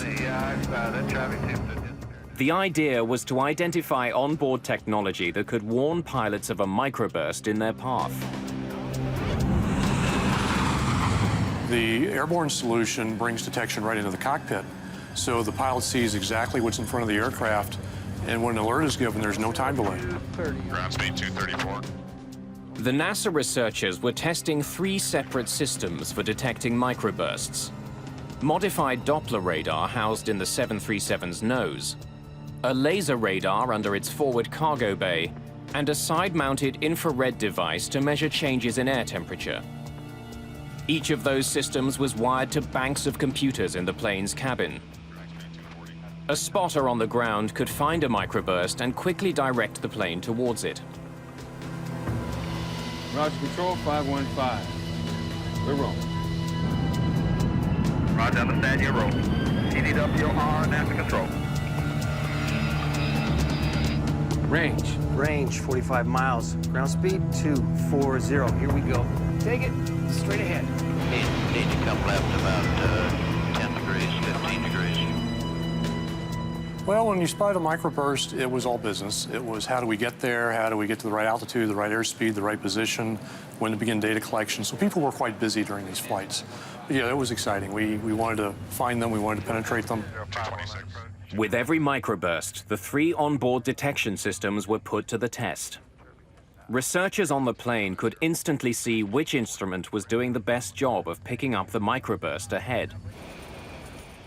Behind the aft flight deck, we had pallets of equipment where the radar engineers, the laser engineers, the data recording engineers could sit and ensure that each system was performing as expected. Ground speed 234. Dead ahead maybe 1 degree to the left. Let's go straight through this one. Here we go. Take it. Straight ahead. We started with very, very weak microburst. Again, we had the ground-based radar telling us what we were about to go into. So we started with very weak microburst, gained experience, then gradually worked up to stronger and stronger ones. You would see the rain begin to fall, and you would feel a sinking feeling. It'd be a little settling, you know, a little like an elevator starting down. A few minutes here before we touch down. What do you see us doing? So any apprehension that the crew may have had initially about going through them was actually replaced later with joy at finding them. Here comes the center of the target, right now. 242 on the ground speed. Wind's gone away. Look for a tailwind. Watch. Lost some altitude there, too. There, the wind's gone around the tail at 10 knots. Good strong downdraft in the middle of it. Just sucked 100 feet in almost no time at all. Our good performance decreased, too. We were about 850 and we dropped to 750. Beautiful. The Langley researchers flew into dozens of microbursts over the course of their research. The project proved that the forward-looking Doppler radar was the only system that could consistently give pilots advanced warnings of a microburst ahead. What we found was that the Doppler radars could detect an extremely wide variety of microburst. There's lightning coming out of that one. If the crew of Delta 191 had a system to warn them of microbursts, they could have boosted power to their engines and started climbing before they encountered it. That might have given them the speed and the altitude which they sorely lacked when they began their battle with the storm. The Langley flight tests had, in effect, tamed the microburst menace. After the NASA tests, the FAA certified a Doppler-based warning system for planes. Today, forward-looking Doppler radar is standard equipment on commercial flights around the world. The good news out of all of this tragedy is so many things have now happened, from radar to ground-based systems to airborne systems, and especially to training for pilots. We think that microburst accidents are a thing of the past. If there is one crash that we can look back on now and say, this made things safer because we learned from it, it was Delta 191. The changes made after the crash of Delta 191 have saved countless lives.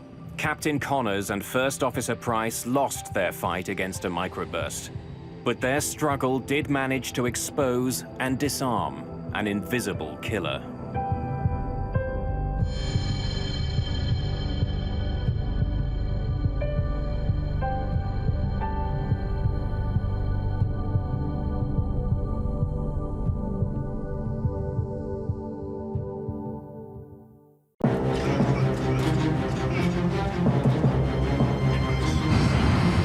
A 747 flying towards South Africa fills with smoke.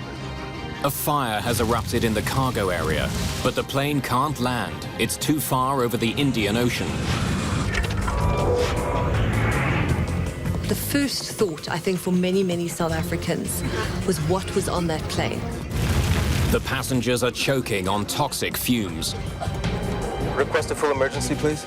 Affirmative, that's Charlie, Charlie. There's only one way to clear the smoke.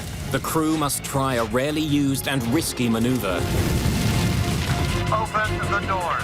Open the doors in flight. Springbok 295, places. It's a race against time as the plane burns up. It must reach land before it crashes into the sea. Springbok 295, places.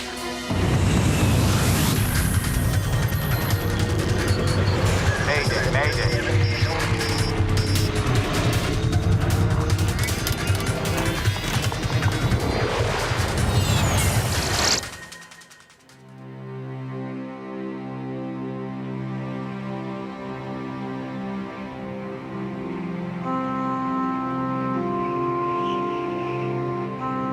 On November the 27th, 1987, a South African Airways 747 flies from Taiwan back home to South Africa.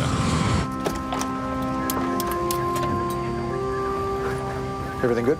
Fine, Captain. Ready to take over? Yes, thanks. 9 hours into their flight over the Indian Ocean, the main crew returns to their seats, allowing the relief crew to rest. The crew prepares for a scheduled stop on the island of Mauritius.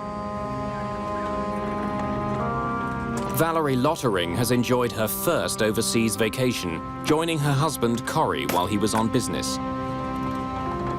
My father was on a business trip, and my mum had gone with for holidays. My dad had actually gone to the east to secure cell phone technology, which was just sort of happening in South Africa at the time. The plane is a modified 747 known as a combi, short for combination. A passenger plane and a cargo plane in one, it's designed to accommodate flexible quantities of passengers and cargo. The combi has a large cargo area down below, like a regular 747.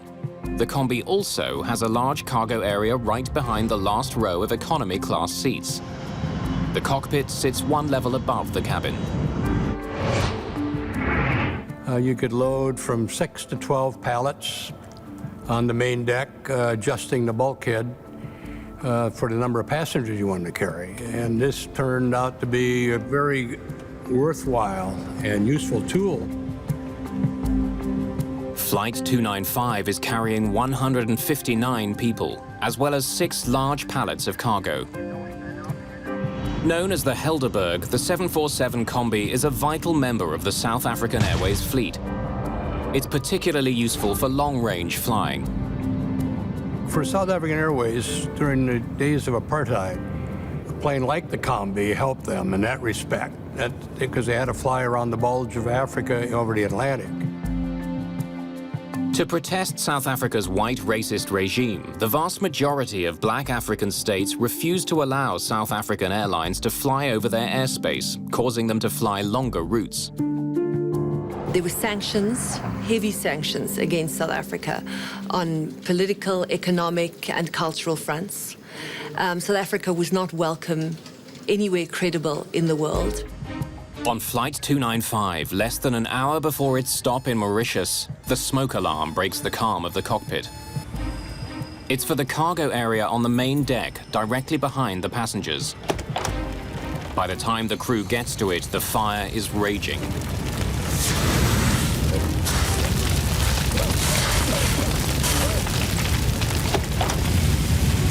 It's bad. Shall I get another bottle over there? Yeah, hurry. Read out the fire checklist for us, please. In fire emergencies, the crew follows a standard checklist to extinguish the fire. The breaker popped as well, huh? We'll check the breaker panel as well. The fire is burning through the plane's wiring, causing short circuits. Move as far forward as you can. But there's a more immediate problem. Passengers are having trouble breathing. Duct isolation valve switches, open. Pack valve switches, all open. Recirculating fan switches, off.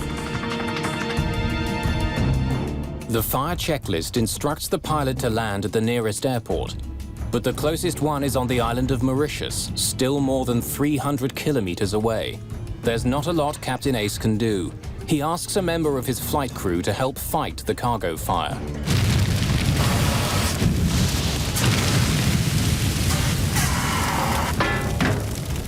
Bring me another bottle.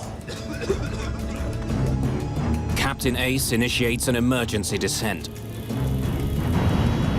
He calls the airport on the island of Mauritius, which is on good terms with South Africa. It's just before 4 in the morning when Mauritius Air Traffic Control receives the call. Mauritius, Springbok 2905. Springbok 2905, Mauritius, good morning, go ahead. Good morning. We have a smoke problem and we're doing emergency descent to level 140. Confirm you wish to descend to level 140? Yeah, we've already commenced due to a smoke problem in the airplane. Do you request a full emergency, please? Affirmative. That's Charlie. Captain Ace sounds calm, but he has to find a way of getting rid of the smoke on his plane. Whatever's burning in the cargo hold is producing thick, noxious smoke which is pouring into the cabin. It could be deadly to the passengers. Your actual position, please. Say again? Actual position. Captain Ace is losing power to many of his instruments. We've lost a lot of electrics. We haven't got anything on the aircraft now. He's not sure where he is. The airport prepares for an emergency landing, while the crew of the Helderberg follows instructions from another checklist to get rid of the smoke. Supplementary vent fan switch, off. Recirculating fan switches, on. Smoke condition. Hold on, I'll check downstairs. The crew gets more bad news from the cabin. The smoke is getting thicker. It's worse. We can't breathe down here. With the plane approaching an altitude of 4,500 meters, the checklist advises the captain to execute an emergency maneuver that few pilots have ever performed. We need to open the doors. Repeat, open the doors. Opening the plane's doors in midair is the only hope for thinning a cloud of smoke that could kill the passengers before the struggling jet can land.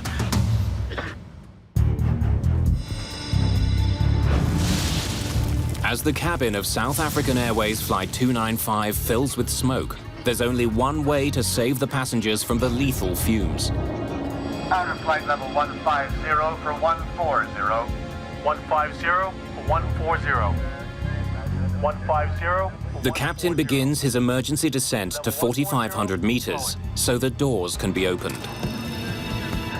At 4,500 meters, passengers can breathe the outside air.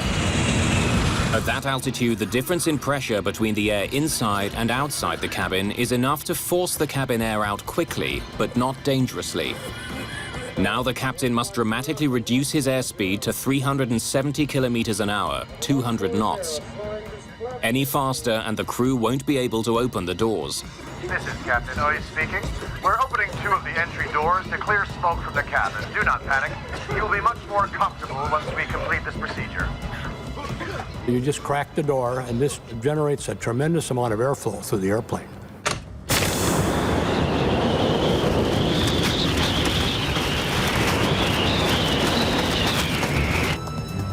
Blazin' Springbok 295. We've opened the doors to see if we can... we should be okay. Out there! Close the bloody door. Joe, switch up quickly. Then close the hole on your side. Smoke is now building in the cockpit, but there's no outside door to open.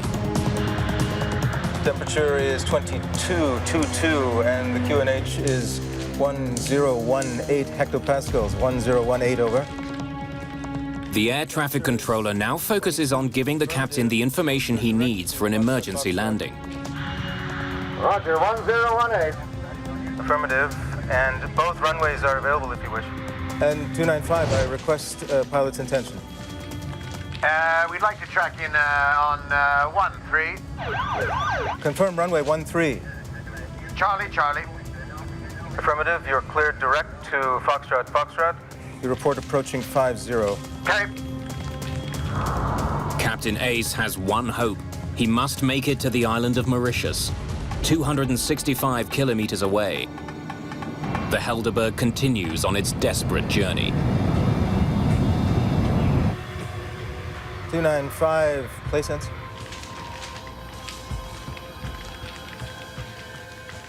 But at 4:08 in the morning, a call by the air traffic controller is not returned. Springbok 295, place sense. Springbok 295, place sense. With no response from Flight 295 for 36 minutes, Air Traffic Control Mauritius formally declares an emergency. An alert goes out to search and rescue crews. Several aircraft take off from Mauritius and search the dark waters for the missing plane, but find nothing. At the airport in Johannesburg, South African Airways officially declares Flight 295 delayed. We were supposed to be going away on our annual holiday, so we were all very excited because from picking them up, my parents up from the airport, we were supposed to go off to 3-week holiday. I think that's maybe the extent of the differences of the emotions, is that you're so anxious and excited for them to come home, and then the absolute devastation of the news, getting the news, you know, that the aircraft has gone missing. In the afternoon of the next day, a rescue plane spots the first signs of floating aircraft wreckage.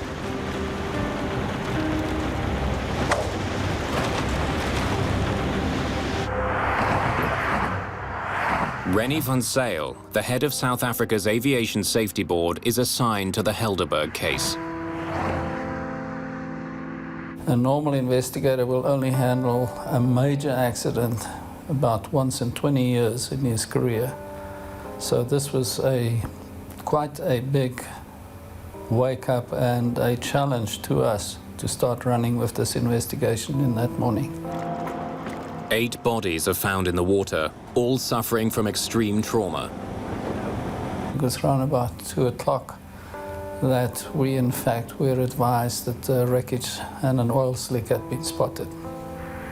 And it was then quite apparent that the airplane was lost. The most astonishing thing is that my parents had actually, the night before they had flown, had sorted out their wills, had sorted out their insurances, had sorted out all of their documentation and paperwork before they flew, which was quite amazing. My father made very, very close family friends of ours, our guardians, our godparents, and we were to live with them. South Africa quickly becomes obsessed with what caused the crash. In the early days, there's very little to examine, only small bits of the plane that are floating on the surface.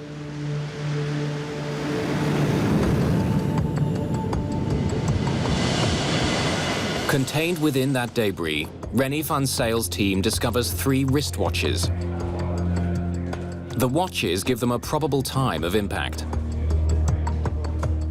These wristwatches were in fact part of the baggage, and when examined we were able to find that the one had stopped and 2 others were still running, and the 2 running ones were the exact Taiwanese time, but the stopped one did give us the minute indication of what we could establish as the impact time of the airplane.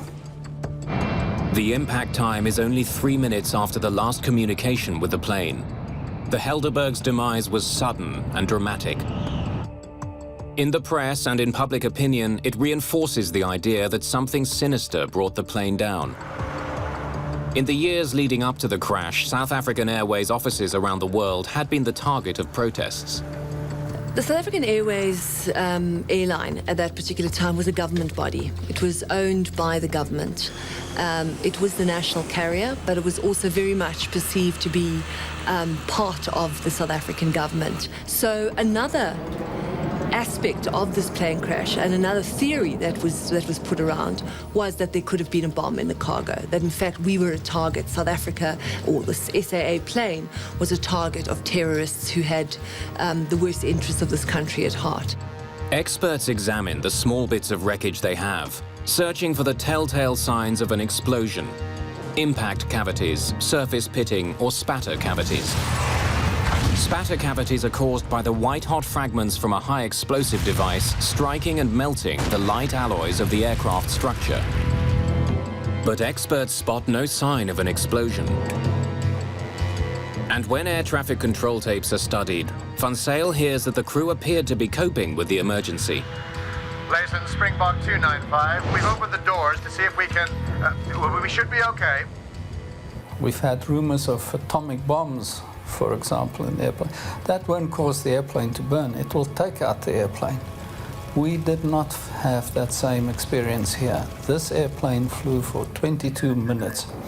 It's out of the ordinary circumstances. This was not an explosion that took out the airplane.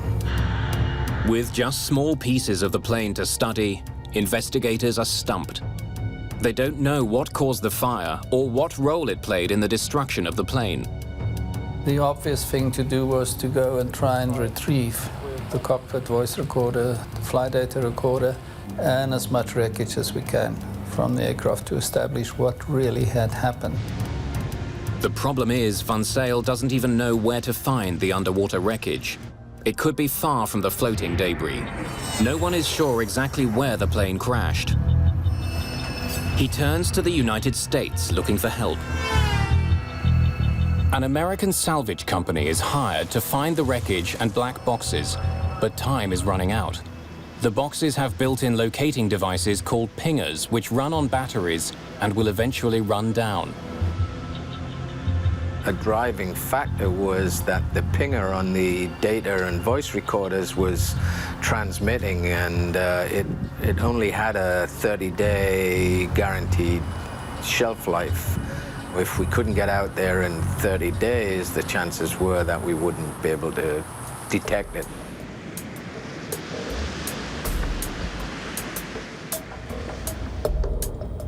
By the time the proper equipment can be assembled in the Indian Ocean, only 7 days remain before the batteries and the pingers will die out. Meanwhile, blood tests are performed on the human remains pulled from the debris field. All show traces of soot in their trachea. It's determined that at least 2 of the passengers died from smoke inhalation. Investigators face a disturbing realization. Even as the crew was struggling to land their plane, some of the passengers were already dead. While searching for the black boxes, investigators continue to examine the floating wreckage. Amongst the hundreds of recovered items, a partly melted graphite tennis racket offers a telltale clue about the fire. Graphite only burns at temperatures greater than 600 degrees Celsius. Investigators now know that the fire on the Helderberg was extremely hot. This discovery may explain why a fully charged extinguisher from the front of the plane is recovered with other floating wreckage. Investigators notice a melted piece of cargo netting on the outside of the extinguisher. They determine that the extinguisher is from the passenger cabin, suggesting that as the fire burned, a crew member grabbed the extinguisher and brought it to the cargo area. A full fire extinguisher in a plane that was brought down by a fire shows that for whatever reason it wasn't discharged because the crew member couldn't access the area because of the heat, or the fact that there was melted metal on the fire extinguisher is further evidence to the intensity of the fire. Before this accident, in the 20-year history of the 747 Combi, no one had ever died from fire or smoke. When we heard about a fire in the Helderberg, this was the first time for a wide-body airplane. It was It was news, and because it was so new, and the thought was that we really couldn't have anything like that. What could have caused such an intense fire on the Helderberg? Was it a wiring problem on the plane, or had the cargo itself somehow started the blaze?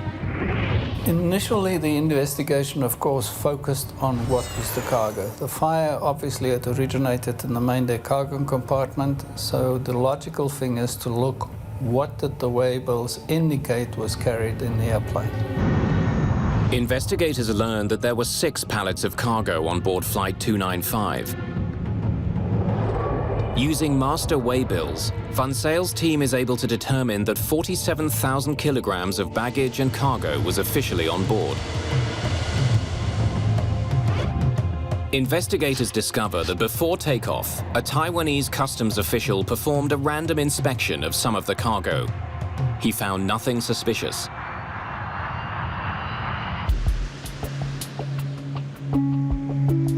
More than ever, investigators need to find the rest of the plane and locate the Helderberg's black boxes.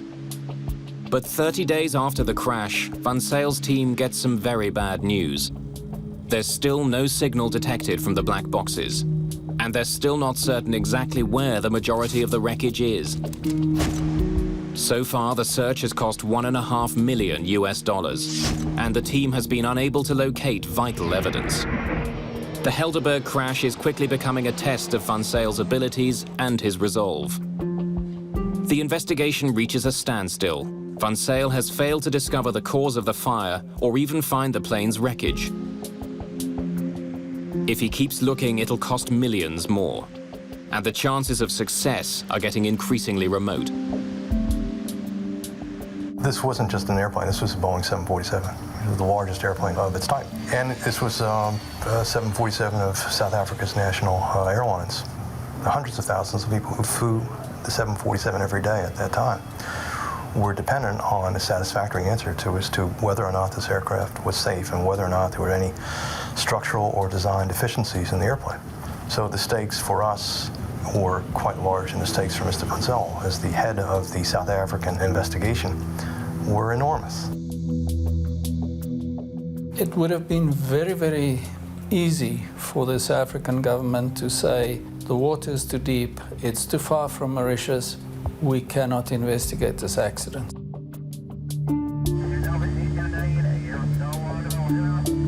Well beneath the grey waves of the Indian Ocean, the wreckage of the Helderberg remains hidden. Now one man, René Van Zyl, must decide whether to spend the money needed to recover the plane's wreckage. But almost 2 months after the Helderberg slammed into the Indian Ocean, no one even knows the precise location of the main wreckage. Van Zyl decides he must try to recover what he can. Without the wreckage, we'll never know the truth. So they spent on one investigation what we spent in 6 months of conducting all of our investigations in the United States. Before investigators can salvage the Helderberg, they must find it. The wreckage lies somewhere very deep underwater. 61 days after the crash of the Helderberg, Van Zyl receives some intriguing news from his team. Sophisticated sonar equipment has detected a large object 4,400 meters underwater on a flat plateau. It could be the Helderberg. And they presented me with a piece of paper with a lot of black dots of various sizes on it, and they said, that's your wreckage. And my question to them was, how do I know it's the wreckage of the 747? Maybe this is a submarine from the Second World War or something. And the response was just, René, it is it, because we tell you it is the wreckage. But no one's ever gone that deep to salvage anything, including the Titanic. Van Zyl has no choice. To find out whether the sonar images are in fact the wreckage, he must launch the most expensive part of the investigation, Operation Resolve. A remote-controlled sub called the Gemini will be sent to the ocean floor to videotape what's there. If it is the Helderberg, the Gemini will search for key items, including the black boxes. The problem is that the mini-sub must be attached to the mothership by a flexible fiber optic cable that's almost 7 kilometers long. No cable that long has ever been built. We needed a 20,000-foot cable. There was no existing cable, so we had to go to a cable manufacturer and get a cable designed and built. But before the fiber optic cable is assembled, Van Zyl launches a separate investigation into the firefighting capabilities of the Helderberg. He would discover that the very design of the combi may have doomed the flight.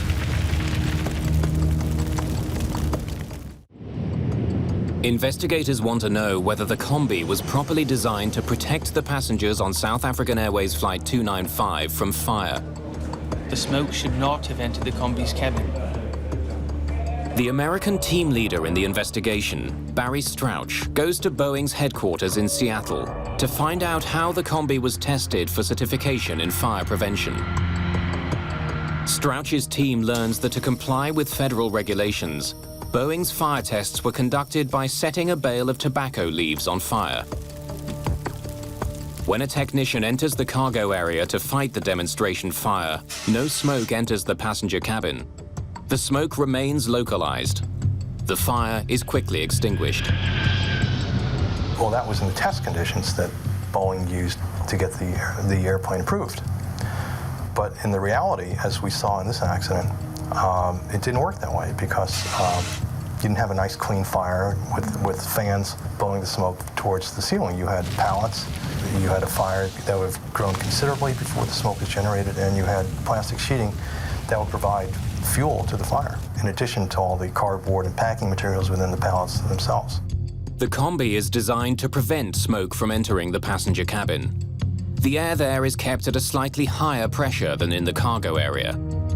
When the door between the two is opened, the air should flow into the cargo area, keeping the passengers safe.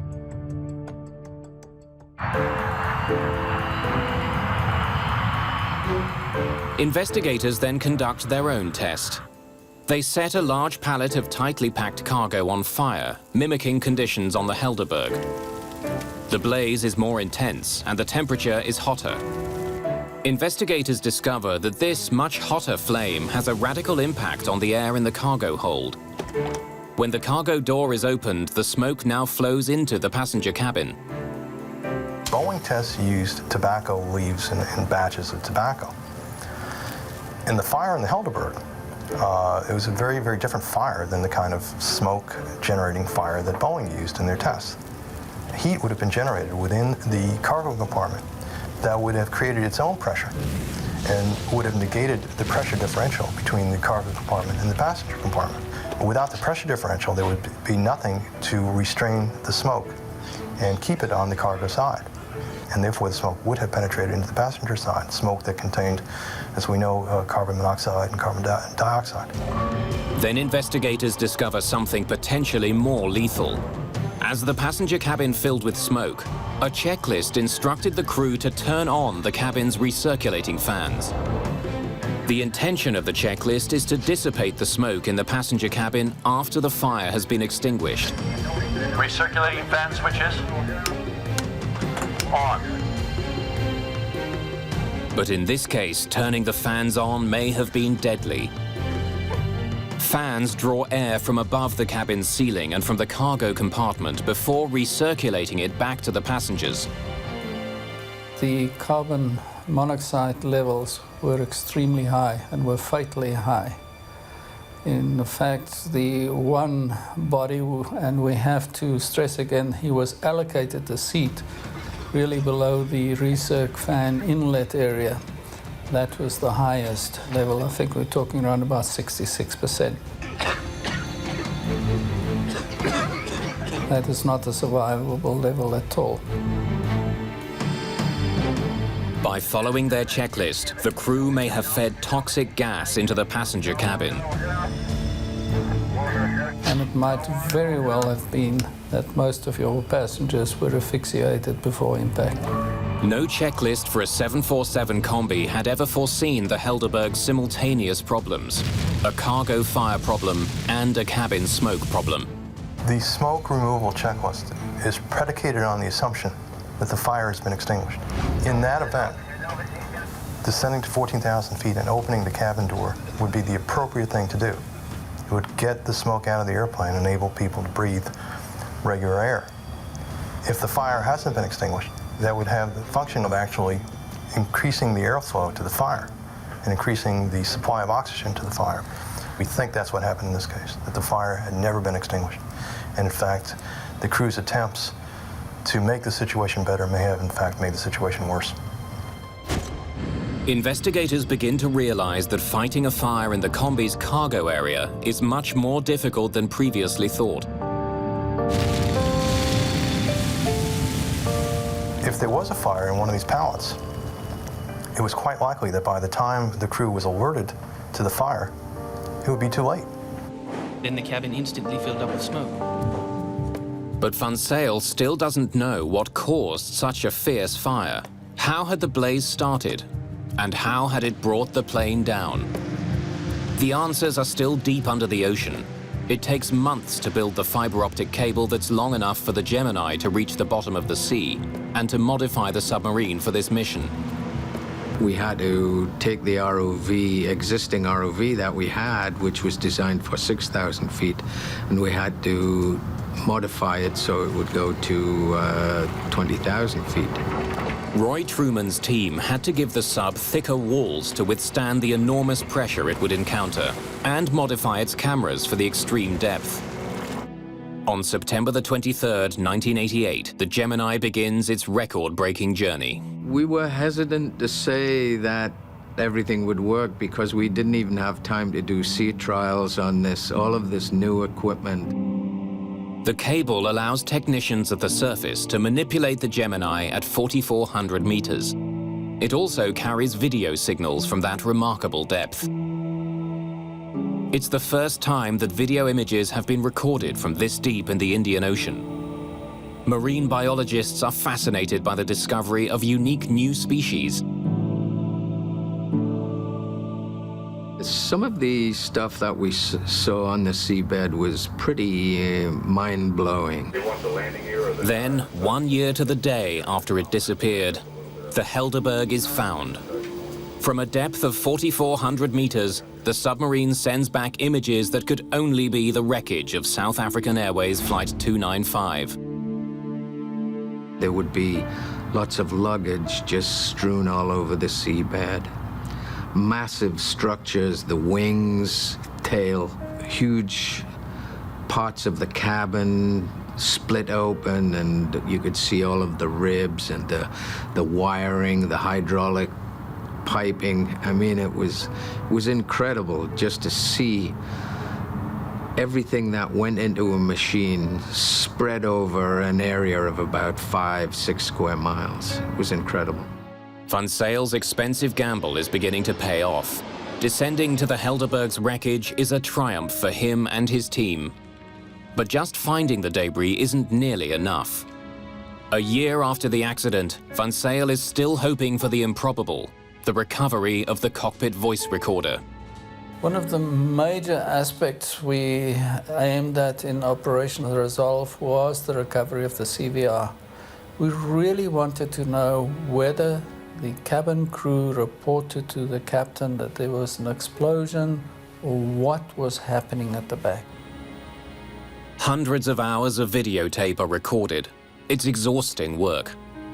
If you can imagine being on a football field with a flashlight that only illuminates a square foot of the football field, and you're looking for an earring one of the football players lost during the game in the dead of night. That's similar to what it's like when we're on the seabed. Then, at 9 o'clock one morning, something catches the eye of one of the technicians. Go back for a second. We might have passed. At long last, the black box is discovered. There, that's it. That's it right there. Michael, we found it. We found it. That was a very fulfilling moment to know, fine, what we had aimed for, we have achieved, we're getting it. It takes a full 5 hours for the Gemini to bring the black box up from the bottom of the sea.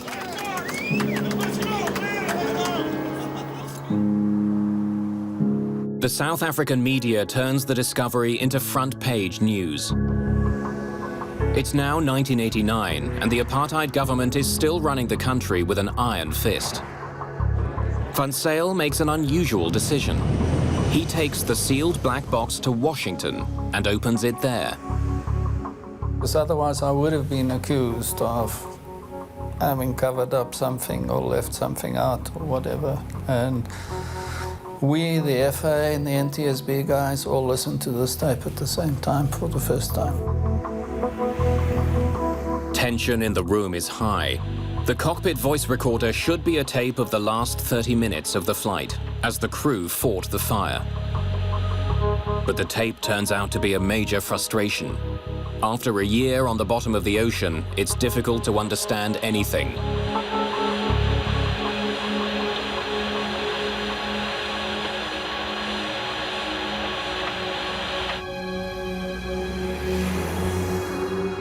It was the worst time of my life, sitting in the playback room at the NTSB facilities, and you watch the time, and there is absolutely no indication of problems on the tape. And I'm watching the clock. At about 25 minutes, I was really getting very, very anxious.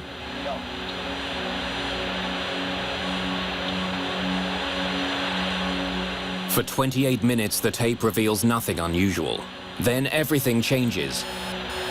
The next minute, of course, the alarm bell goes on the CVR, and we had about a minute's worth of relevant recording on the tape before the tape stopped. Normally, the black box records the final moments of a flight, but not this time. Instead, investigators are able to listen to the start of the accident before the recording mysteriously stops. It's not what Van Zyl was hoping for, but it gives him crucial new insight into the fire. Read out the fire checklist for us, please. 14 seconds after the fire alarm goes off, the plane's circuit breakers start to pop. The breaker popped as well, huh? We'll check the breaker panel as well. Yeah. Investigators estimate that up to 80 circuits were disabled. The wires to the cockpit voice recorder are destroyed only 81 seconds after the fire alarm first goes off. Van Zyl has not received the key evidence that he hoped for, but the fire is revealed as more violent than previously thought. The recording leaves many questions unanswered, but it does help Van Zyl to arrive at a personal opinion as to why the plane may have crashed. A lot of things were happening in the cockpit, and we believe that he probably was faced to up to 80 circuit breakers popping in the cockpit at the time. May have made controlling of the aircraft extremely difficult. And the possibility then even of the airplane just gradually descending into the sea. Whether it was a controllable flight, I have my doubts. I put myself in the cockpit on this thing, and I said, I would have been terrified. Having this, and just figuring out what do we do. Did they do the checklist correctly? We'll never know. But investigators still don't know what triggered the Helderberg fire. The mystery can now only be solved by salvaging parts from the crashed plane. We realized that what we had to do was just to continue recover as much wreckage as we could from the ocean floor. Van Zyl's focus is on certain key pieces of the combi's cargo area. They're brought to a hangar and reassembled like a giant jigsaw puzzle. His plan is to reconstruct the section of the cargo area where the fire most likely started. Van Zyl discovers that the cargo area floor is untouched by fire. So we know that the fire never burned lower than 1 meter of the cargo floor. But the walls and ceiling at the front of the cargo area reveal severe fire damage. Van Zyl makes a dramatic discovery. The seat of the fire was on the front right pallet of the cargo. So we were looking at a very localized fire on one pallet. The front right pallet was mostly filled with computers, protected by polystyrene packaging. Investigators suspect that a fire within the pallet came in contact with the polystyrene packing material, producing gases which accumulated near the ceiling. When the gases became hot enough, they ignited into a flash fire that spread throughout the cargo hold. Once smoke penetrated the polyethylene sheets, that fire would have been very, very hot. But even if the packing material had helped spread the blaze, Van Zyl still didn't know why it started. After millions of dollars and more than a year and a half of work, he has to end his investigation. I would have felt a lot better if we had been in a better position to give more factual information to the board to consider. But that was not to be. And we were not going to fabricate. But interest in the wreck of the Helderberg doesn't die. Dark rumors circulate about a possible cause of the fire. It's against this backdrop of a very repressive apartheid government. At that particular time, the first thought, I think, for many, many South Africans was what was on that plane. Was there something in that cargo hold that could have caused that terrible fire? Because planes don't just burst into flames mid-air and crash. Then a South African government chemist makes a startling discovery, which leads to a controversial new theory. A microscopic iron particle on the nylon netting next to the pallet has a unique profile. The airflow patterns on the iron suggest that it traveled at a very high velocity while in a molten state. The discovery could mean that the fire on the Helderberg was not a flash fire triggered by packing materials. This was a different kind of fire. This was a fire that had its own oxygen.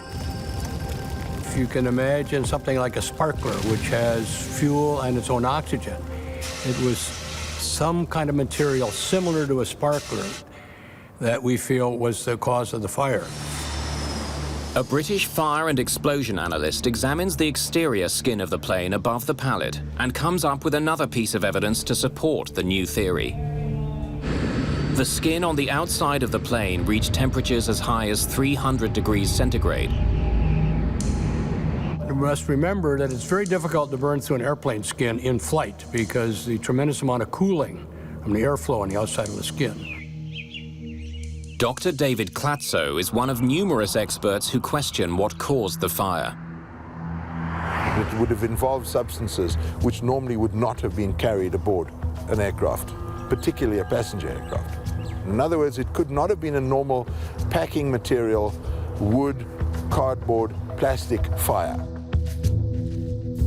You don't carry the things of that nature which carry their own oxygen, which can produce an accelerated fire, for a number of reasons, one of which they are generally unstable. The second reason is that normal fire extinguishing methods will not put them out. What could start such a fire? The only dangerous goods listed on the cargo manifest are computer batteries. Some believe the Helderberg must have been carrying cargo that wasn't listed. At the time, South Africa was under an international arms embargo. The country was also fighting a war with Angola. South Africa didn't have capacity to do everything itself, and there were times when it had to buy from other countries. SAA was seen as a surrogate cargo carrier, that they could somehow, through its commercial airline use, also bring in substances for the South African government, undercover, under protection, no questions asked. It was not that easy for them to fly a quasi-military airline into different countries and pick up military contraband, which you must remember we were laboring under an arms embargo at the time.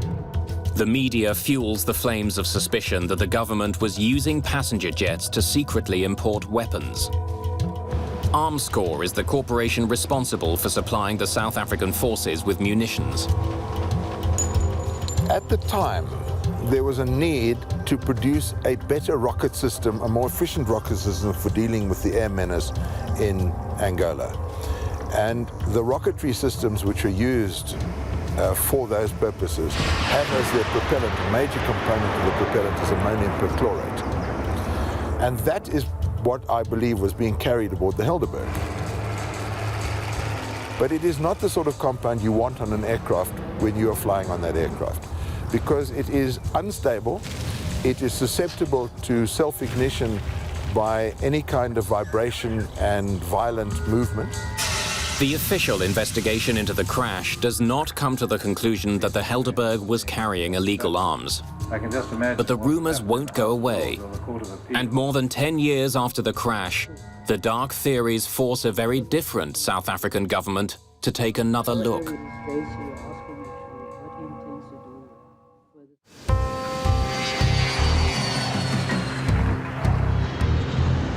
The Helderberg accident revealed that the 747 Combi was vulnerable in the event of an onboard fire. South African Airways immediately stops using the 747 Combi.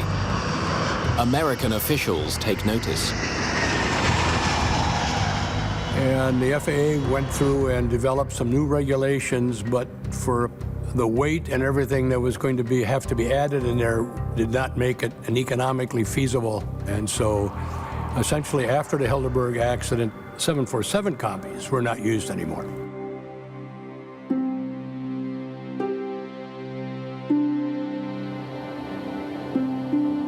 There are tributes and memorials to the 159 victims. But closure does not come easily for the families. I need an answer for why I was orphaned at 14. And I feel that, as I say, I'm probably touching on hearsay, but there's a lot of evidence that does point to something not being right on that flight, and that the flight was carrying something illicit. 10 years after the Helderberg crash, the new South African government launches a commission to re-examine the accident. The Truth Commission was tasked with basically uncovering the truth about apartheid atrocities, and one of the areas it was tasked to look at was the role of the SAA in sanctions busting during the 80s, and whether or not the Helderberg was a freak accident or not. In 1998, the Truth and Reconciliation Commission makes a controversial conclusion. Namely, that nothing that was listed in the cargo manifest could have caused the fire. And the Truth Commission recommended that there was something untoward about what had happened to the Helderberg. The Truth and Reconciliation Commission exposed the improbabilities of the government version as to what had happened. If nothing in the cargo inventory caused the fire, what did? And how did it get on board?